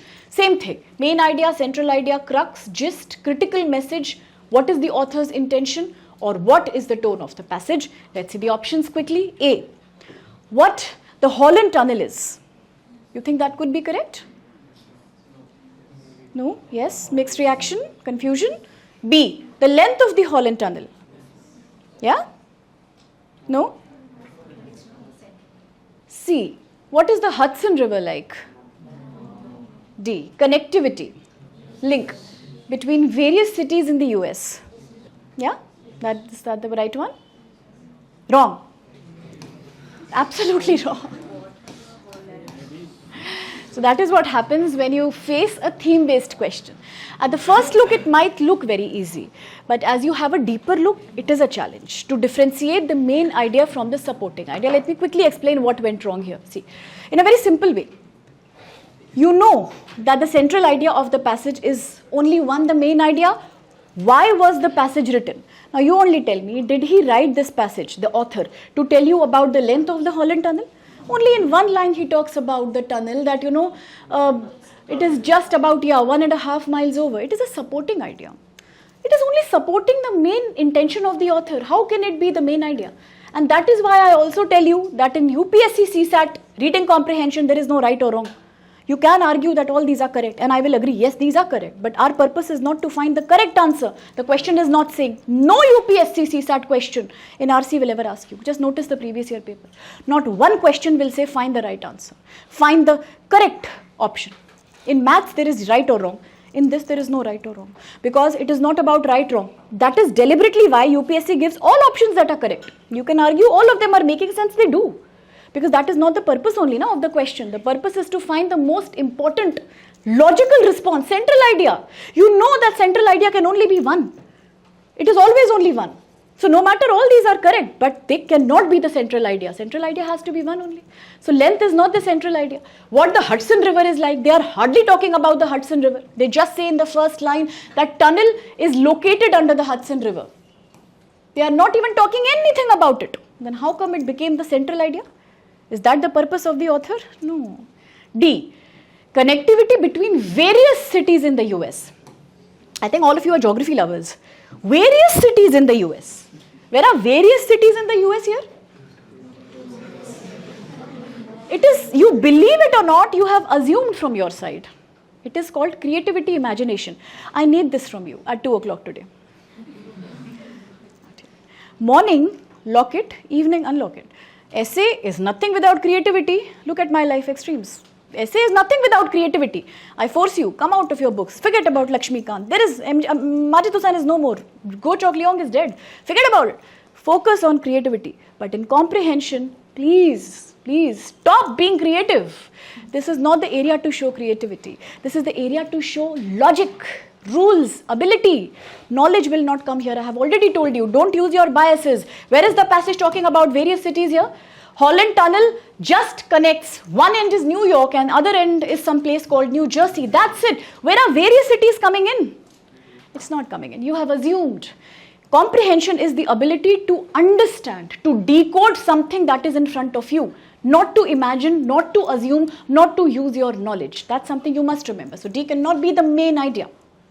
Look at A. What the Holland Tunnel is, absolutely. The whole purpose behind writing this 4-line passage was to tell you about what is the Holland Tunnel. All these are about Holland Tunnel only. Yes, it is a roadway. At one end of the tunnel, one end of what? Holland Tunnel. At the other end of what? Holland Tunnel. Almost 50,000 cars go through the Holland Tunnel, again Holland Tunnel. The distance of what? Holland Tunnel. Absolutely. Depending on the time of the day, it can be a short or a long trip. On what? On Holland Tunnel. Absolutely, we are describing the Holland Tunnel, its purpose, its size, its use. We are not talking about anything else over here. So you are getting confused in supporting ideas while the main idea is one, what the Holland Tunnel is. As I said, learn to decode the main idea. Only if you understand what and why. Why was this passage written? To tell you about Holland Tunnel. What did you learn? Something about Holland Tunnel. Length, breadth, connectivity, all that is related to Holland Tunnel. So this brings me to another very important observation. Going forward, please remember, whenever you see that you are trying to decode a passage, always remember, always, main idea of the passage is always only one, and generally it will be a noun. Supporting ideas are many, but generally they will either be adjective or verbs. Little bit school grammar, let's make it clear. Supporting ideas are many. Generally, supporting ideas are adjectives. But what are adjectives? Describing words. This room is a long one. This is a wooden panel. That is a carpet. It's a blue carpet. Or this is a white wall. So white, blue, tall, short, good, bad, adjective. Words which describe a noun. This is a black pen. This is a hard surface, hard. So all words which describe something are known as adjectives. Similarly, verbs are movements, action words. I am talking. You are ready to sleep. Ready, talking, verbs, action words. So remember, in this passage also, if you see, supporting ideas are adjectives. Supporting idea, length of Holland Tunnel, long, short, adjective, supporting idea. How many cars are passing over it? Action word, verb, supporting idea. Okay. Connectivity, verb, supporting idea. Main noun of the passage. What is the Holland Tunnel? What is noun? Name, place, animal, thing, or abstract noun, feeling, a reality, an identity, a man, a woman, a child, this desk, this screen, this pen, all are nouns. Main passage will always be talking about noun, some noun. It could be anything, city, country, whatever. But Supporting ideas always elaborate on that noun. They describe that noun, they talk about actions of that noun, just like what happened here. So the absolute main idea is one which you've learned from the passage, what the Holland Tunnel is, and yes, the remaining are supporting ideas, but they cannot be the answer, because central idea is always only one. Is that clear now? Doubts, questions, queries? Anything you want to say? Nothing at all? What happened? Tragedy happened?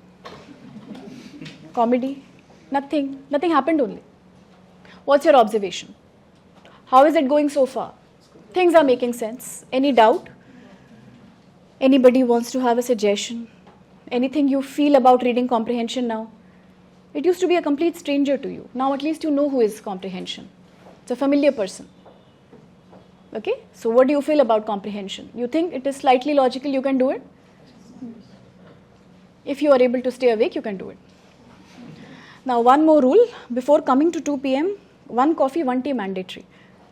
I'm not seeing a very, I'm not hopeful about many people. So therefore, before 2 o'clock, those who are caffeine resistant have decaf, but you have to. It's mandatory. No entry allowed. I will just tell Mr. Kiran. Sorry? 0 calorie? Balance? To buy coffee? I'll sponsor. That's not a problem. That's not a problem. It will be sponsored. It will be sponsored. They can cut from my salary, but it is mandatory. Okay, so now if we are clear with passage-based question and theme-based questions, let's quickly talk about the last and the most challenging variety of questions. This is slightly tricky, so please, in case somebody is feeling sleepy, wash your face, wash your hair, drink water, but guys, focus. Otherwise, you will miss this part. It's important. This is called inference making.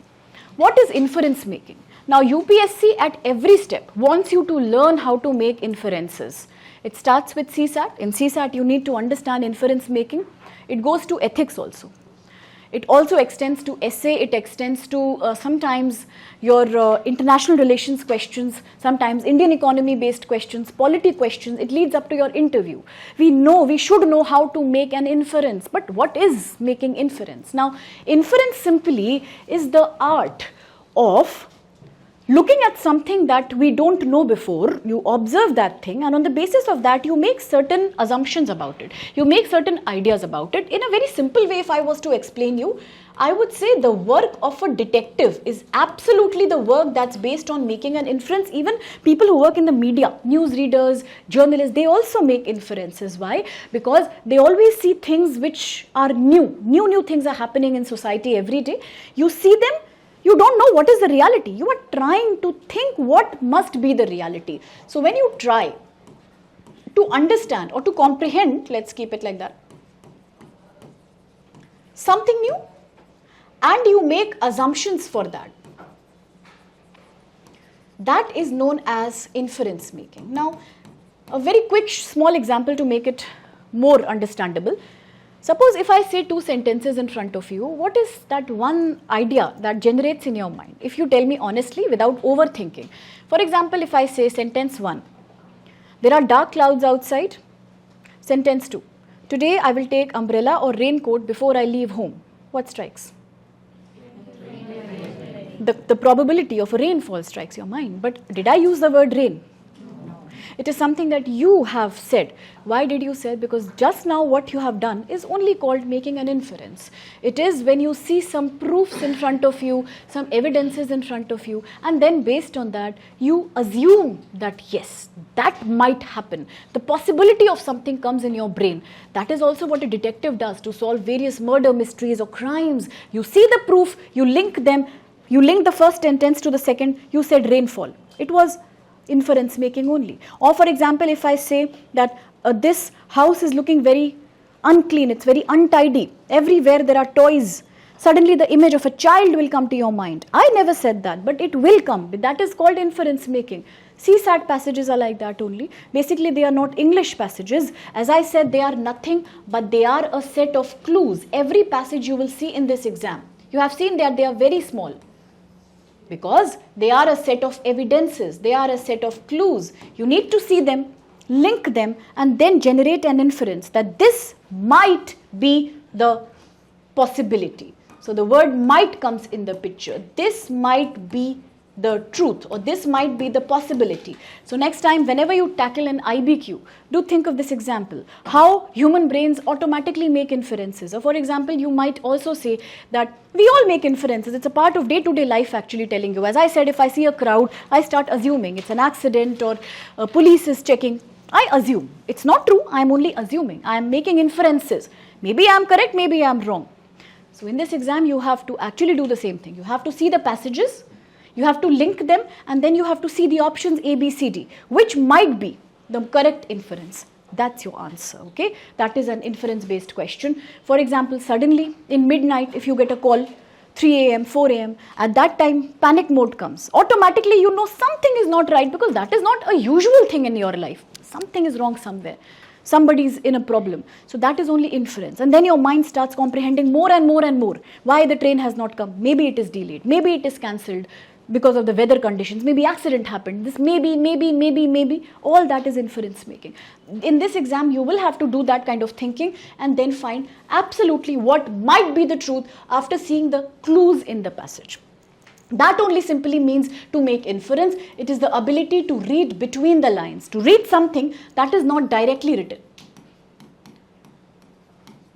Okay, something that is not directly written. Passage is 4 lines, but I have to understand the inference. Things that are not visible to me also I have to read. That is only called inference making, okay? In this exam, you will have to do this. Make a conclusion based on the evidences and read between the line, which itself is the inference making. Now, how will you understand that this question is an IBQ? How will you identify inference-based questions? Please see the PYQs of UPSC. Every second question will use keywords like that.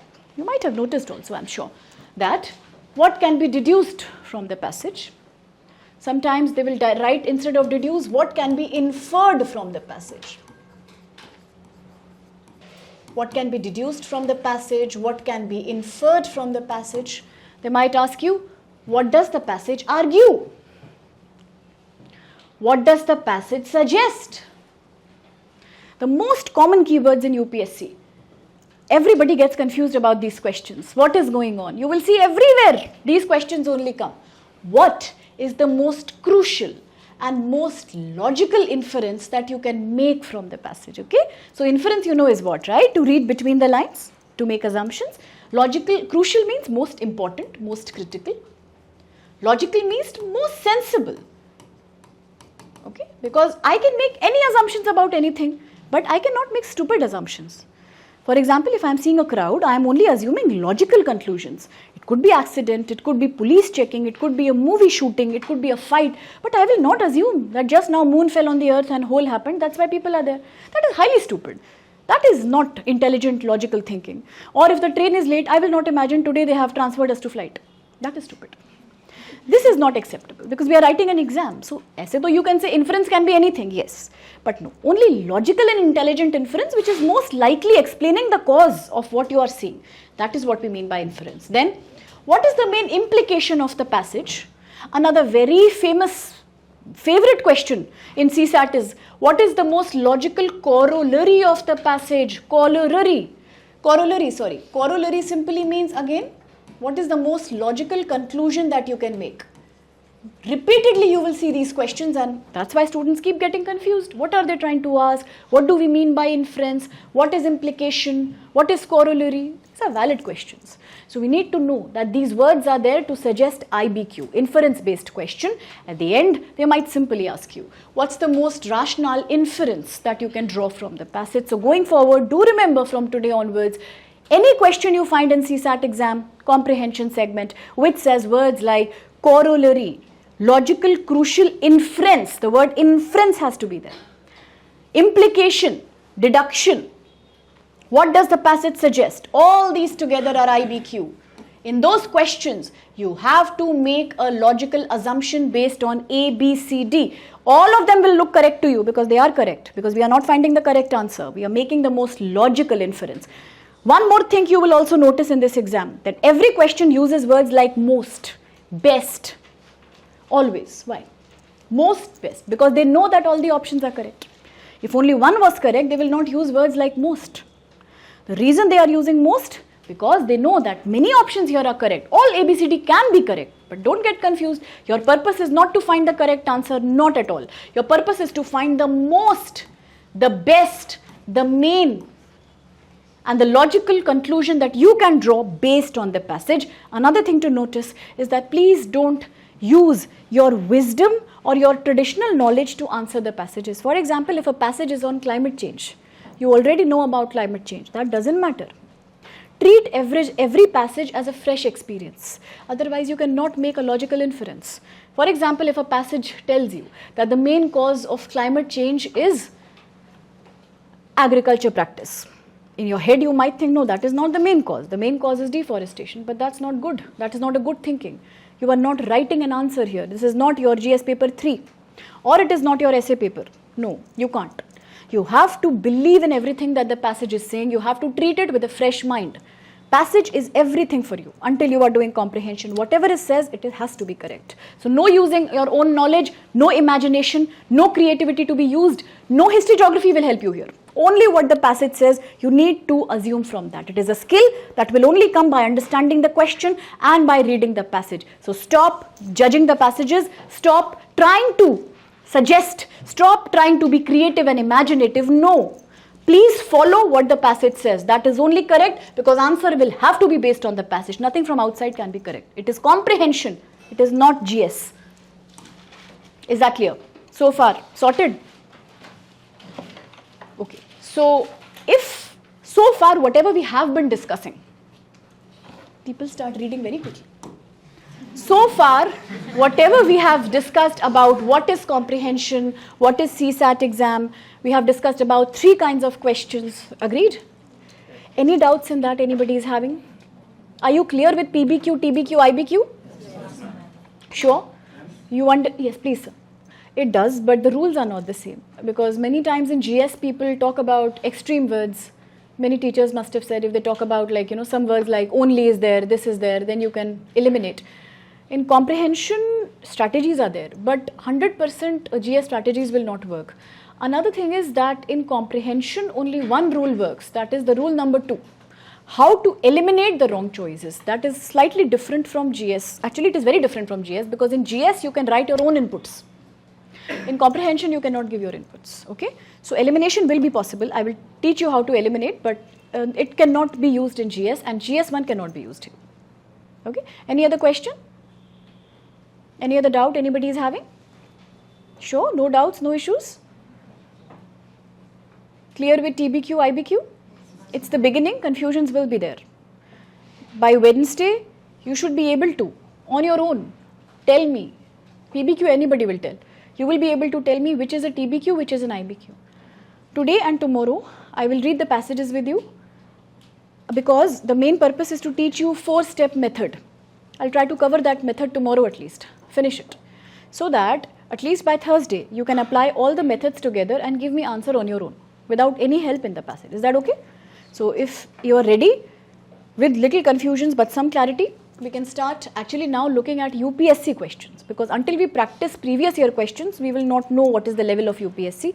One more disclaimer I want to make. I have noticed a lot of students do CSAT practice from books, from online classes, from various sample passage books. Please do not do that. It's an utter waste of time. If genuinely you want to practice for CSAT, one, either only use previous year passages. 2015 you start, 2024 do all of them. That is good. If you think you want something extra, take newspaper article. Take today's, yesterday's, any Hindu, any, as I said, Economic Times is there or Indian Express or Deccan Herald. Take these paper, go to the middle page. You know the editorial page? Edit page. See, there are 2-3 articles over there. Take 5 lines, read that and practice on that. But if you use sample books, it is a waste. Better not do anything. Because UPSC level passages are only available either in the PYQ, previous year questions, or in the CAT exam, CAT, MBA entrance exam, or in the papers of edit pages. They are not there in any other book. All these are fake, 100% waste of money. Please don't use a book for CSAT except maths. Don't use. Again, I'm warning, if anybody is already doing it, SBI paper, RBI paper, stop it. It's a waste of time. You better sleep. You will be better nourished, but don't you waste your time on that. 100% waste of time. 1% it will not support. Now, having said that, this is the first question we will do for UPSC. This is from exam 2018 CSAT. Please read the passage. If 2 hours are over, tell me. As I said, I don't get a track of time. I will continue till 4 also. Okay, fine. Let me know. It's your responsibility. Don't blame me later. People come and blame later. I don't want that. Okay, read the passage, please. See the question. Let's see how you feel. Has everybody read? Just the passage. Leave the question. So, did you understand somewhat? With difficult words, slight confusion. As I said, bigger article. You have been given just 4-5 lines. Definitely you don't know the context, but you have tried to understand a little bit that they are talking about how because of globalization, too much food is it's traveling, import, export, all that is happening. Because of that, it is difficult now to understand why people are becoming sick, infections and food-related illness is happening among people. And it is difficult to manage that because too much globalization is happening. But do you notice what kind of question this is? If I ask you, is this a PBQ, TBQ or IBQ, what would you say? Absolutely, very good. Why? Because they are talking the word corollary, conclusion. So then let's understand the question, which is the most, as I said, UPSC will always use this word. All are correct, agreed. The most logical, intelligent conclusion, assumption, inference that we can make from the above passage. Let's see. The passage so far has told us certain hints, clues, as I said. One clear-cut clue is that many germs, pathogens means bacteria, virus, whatever, germs or microorganisms which are causing foodborne, food-related, caused by food, diseases, they are unknown. Food adulteration, food getting dirty, infected can happen at any stage. We are talking about a big process from farm to plate. Farm, agriculture where food grows, plate where the consumer is eating. It's a very lengthy process, we know that. In most of the cases are unreported. If somebody has a food poisoning, disease because of bad food, nobody has the time to complain to the municipal authority, to take an action. So people don't know how it is even happening. There are improvements now, yes, public awareness is coming, but still there is a problem yet. Rapid, very quick, very fast globalization of food production is increasing. It's increasing what? A consumer like you and me who eat food from outside, who buy food from outside, our vulnerability.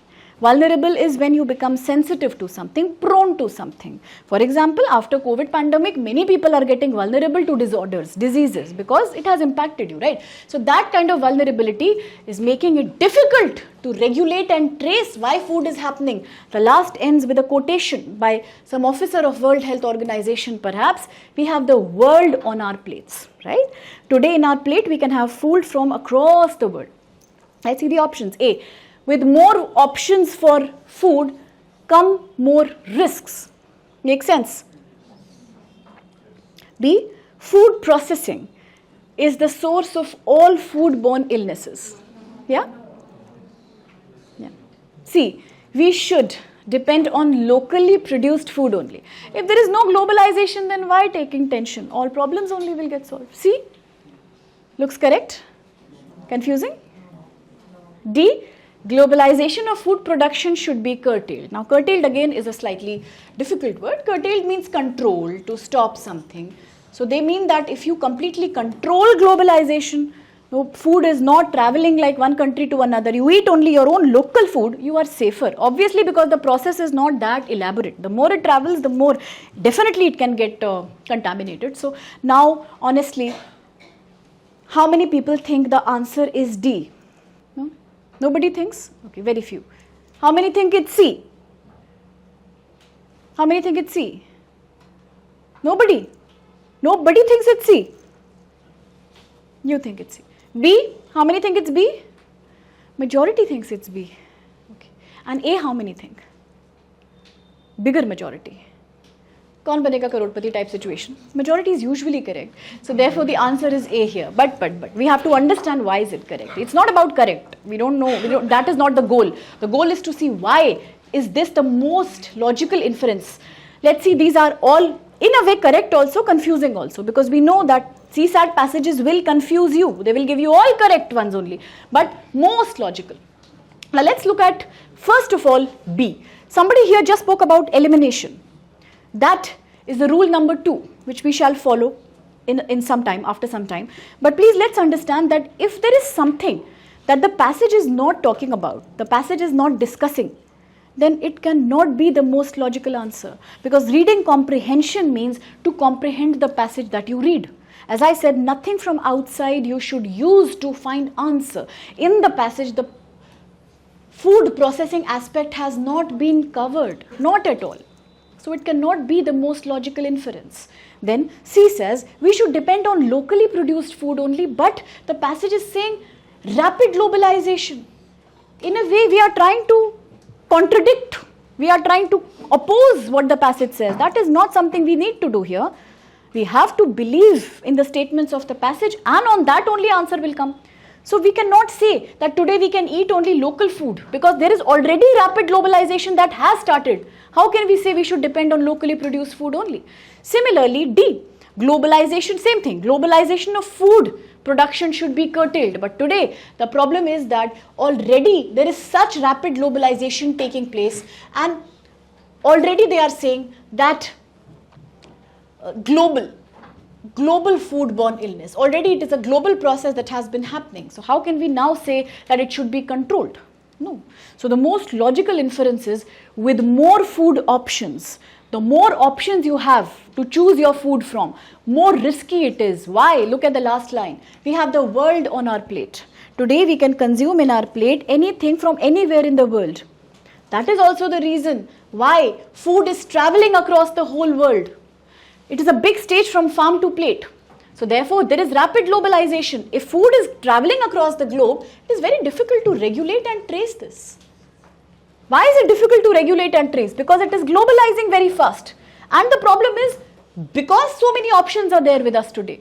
That is why we are also getting exposed to so much risk. So the most logical option here is, with more options for food, come more food risks. Absolutely, A will be the most logical conclusion. Is that a little bit clear? If not completely, slightly? So that is why, since sometimes options can be too confusing, it is good to have elimination strategies. And that's why out of total 4 rules, we will talk about rule number 1 and rule number 2.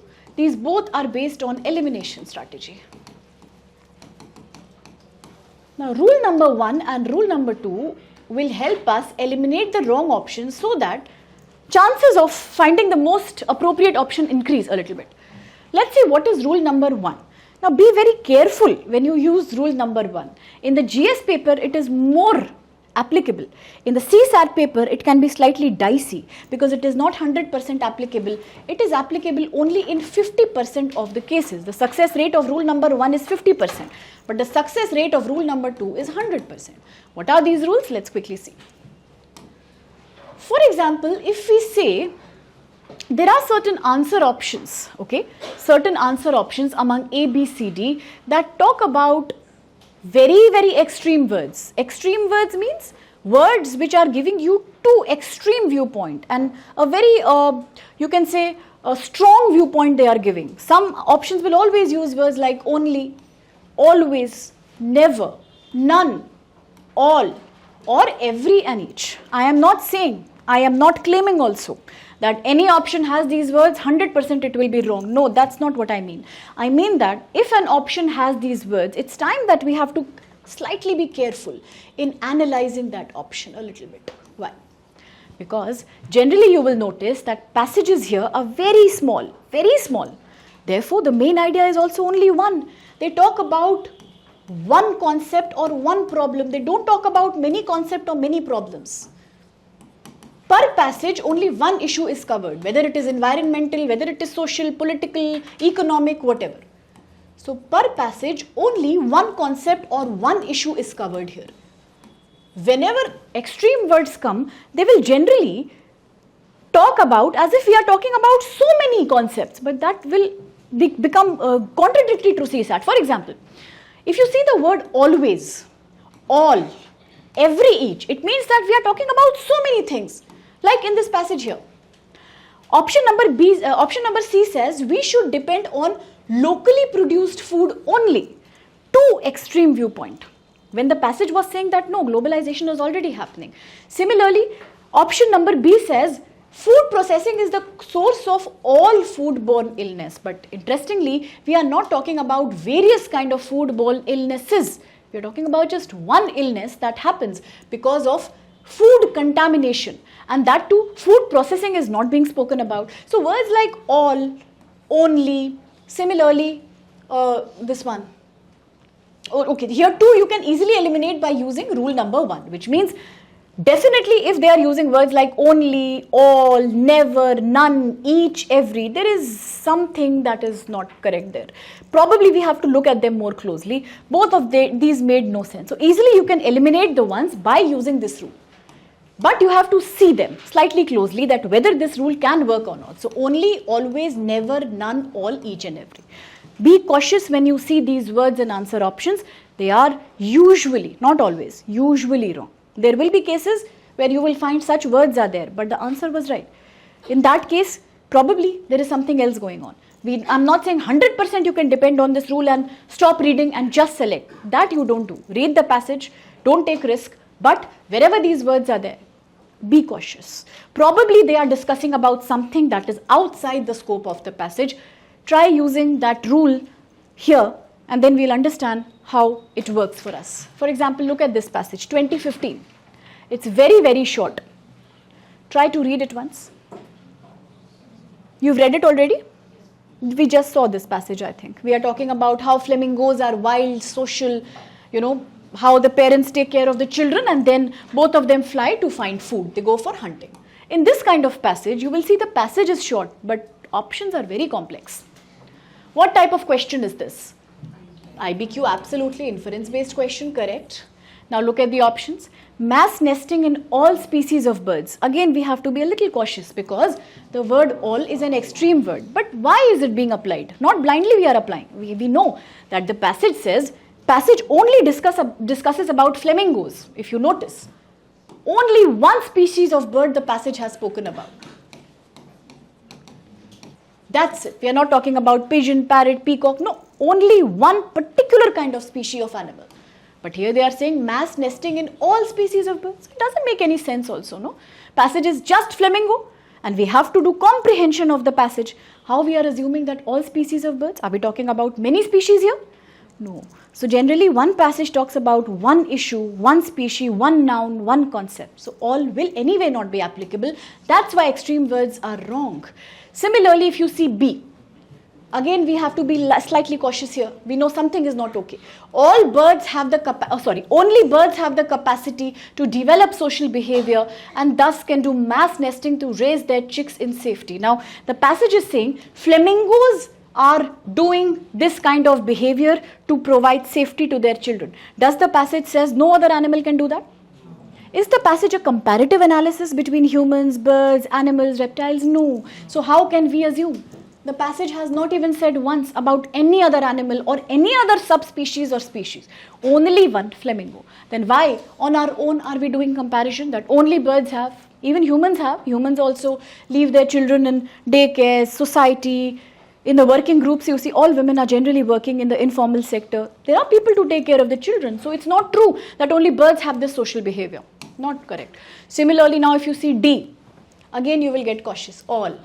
Why? All species of birds, same problem. They set up creches or safety nets. Creche is like a safety net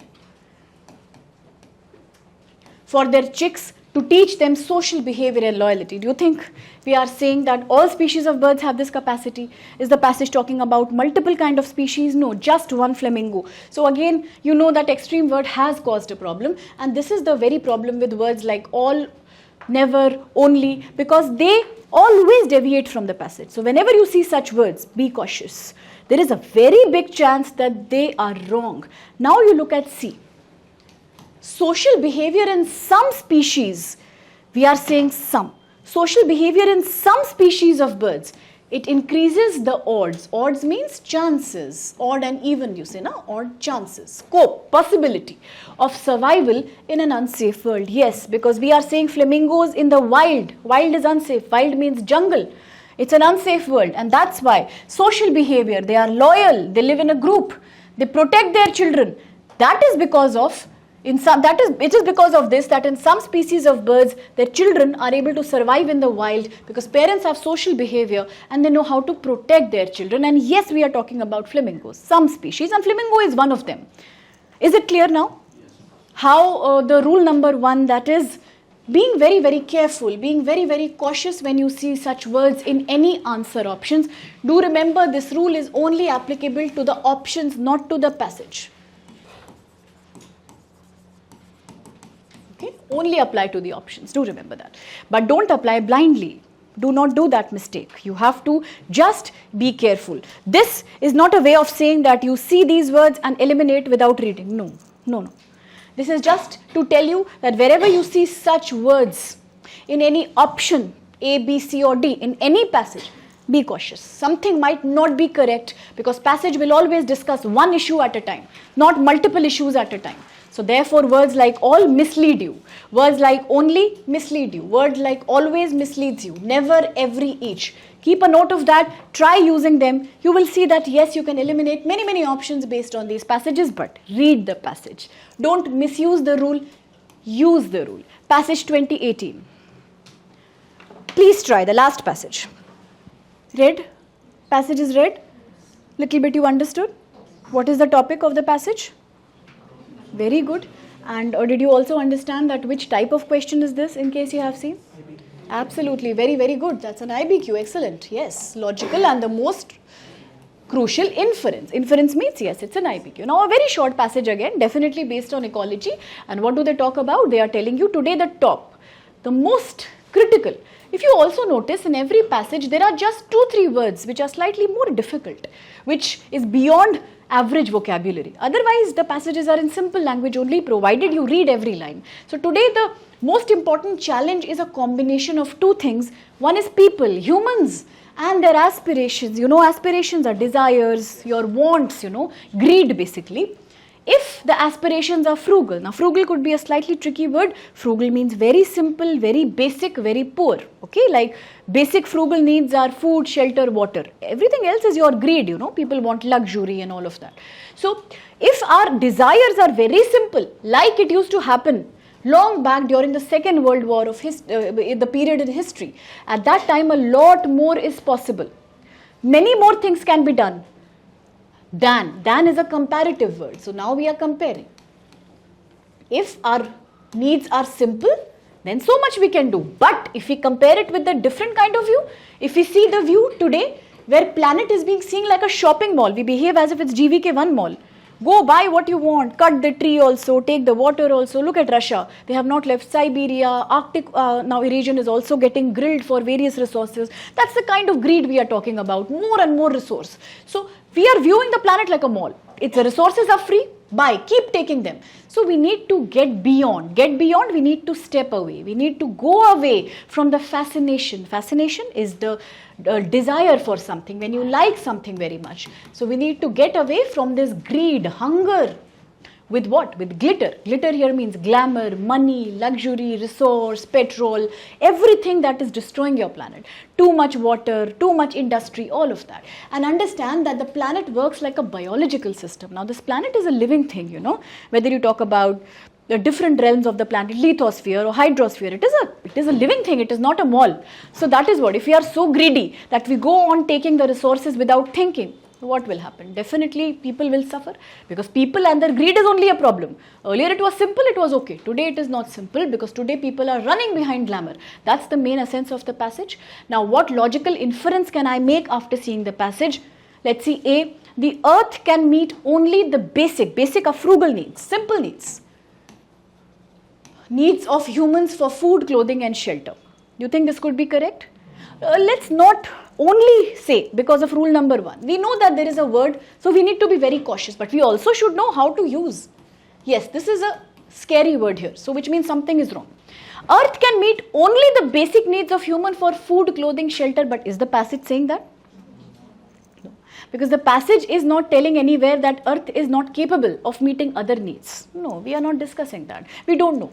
It could be this, it could be many more needs. Earth is doing so much for humans, spiritual needs, so many needs. So we don't know, right? So obviously it cannot be correct. Also because we are scared that yes, something is wrong. B, the only way to meet environmental challenge is to limit human population.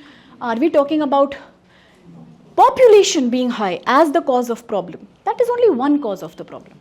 Yes, the problems are people, yes. but also their aspirations. Okay, so this is only half correct. So again, only I have to be a little careful with this word here. It is not appropriate, because this is not the main assumption that I will make. It could be correct, as I said, but not the main assumption, because yes, if you control population, one problem is solved. What about the aspirations of the people? Even a few people are there, but they are very greedy. Again, problem will be there. So therefore, it cannot be correct. See, reducing our consumerism. Now, consumerism simply means something that the passage is already defining for you. What is consumerism? Consumerism means viewing planet like a shopping mall. Consuming so much. Consumerism means seeing and being fascinated by glitter and money. So the passage itself is half answering the question for you. If you reduce this greed, consumerism, aspiration, for consumption, for treating the planet like a mall, for glitter, for money, then it is for your own good only, right? Only then will the planet live, and only then will humans live. So naturally, this is absolutely the valid response here. D, knowledge of biology or biological system can only help us saving this planet. Does that make any sense also? That lady is there, Thimakka, is she formally educated? How much she has done for the planet. We don't have to be a scientist, or we don't have to be a great knowledgeable person, even a farmer with basic simple practices who's probably not literate, but he can contribute highly, actually much more than normal people, to the planet. So it makes no sense that only knowledge of biological system can help us. No. So again, this word has made us very, very cautious. It's an eye-opening word for us, that stop and think again. Anyways, the passage is not saying take knowledge. Passage is just saying Earth is a biological system. Stop being so greedy. That's it. So therefore, C is the valid answer. Is that correct? That is correct, but have you understood? Yes. You are sure? Little bit things are getting clear. So now I will, yeah? Enough for the day, no? Go, man, go. Okay. Something we have covered. The remaining passages, rule number 2, and further application of other rules we'll discuss tomorrow. Okay, so thank you so much for the lecture. I honestly hope from the bottom of my heart that even if it's not 100% clear, but at least you are able to understand that C, little bit of CSAT, little bit of reading comprehension, at least some interest maybe. If I was able to generate, it's good. That will be really very nice. Revise if possible. I'll see you tomorrow. Thank you so much. Take care.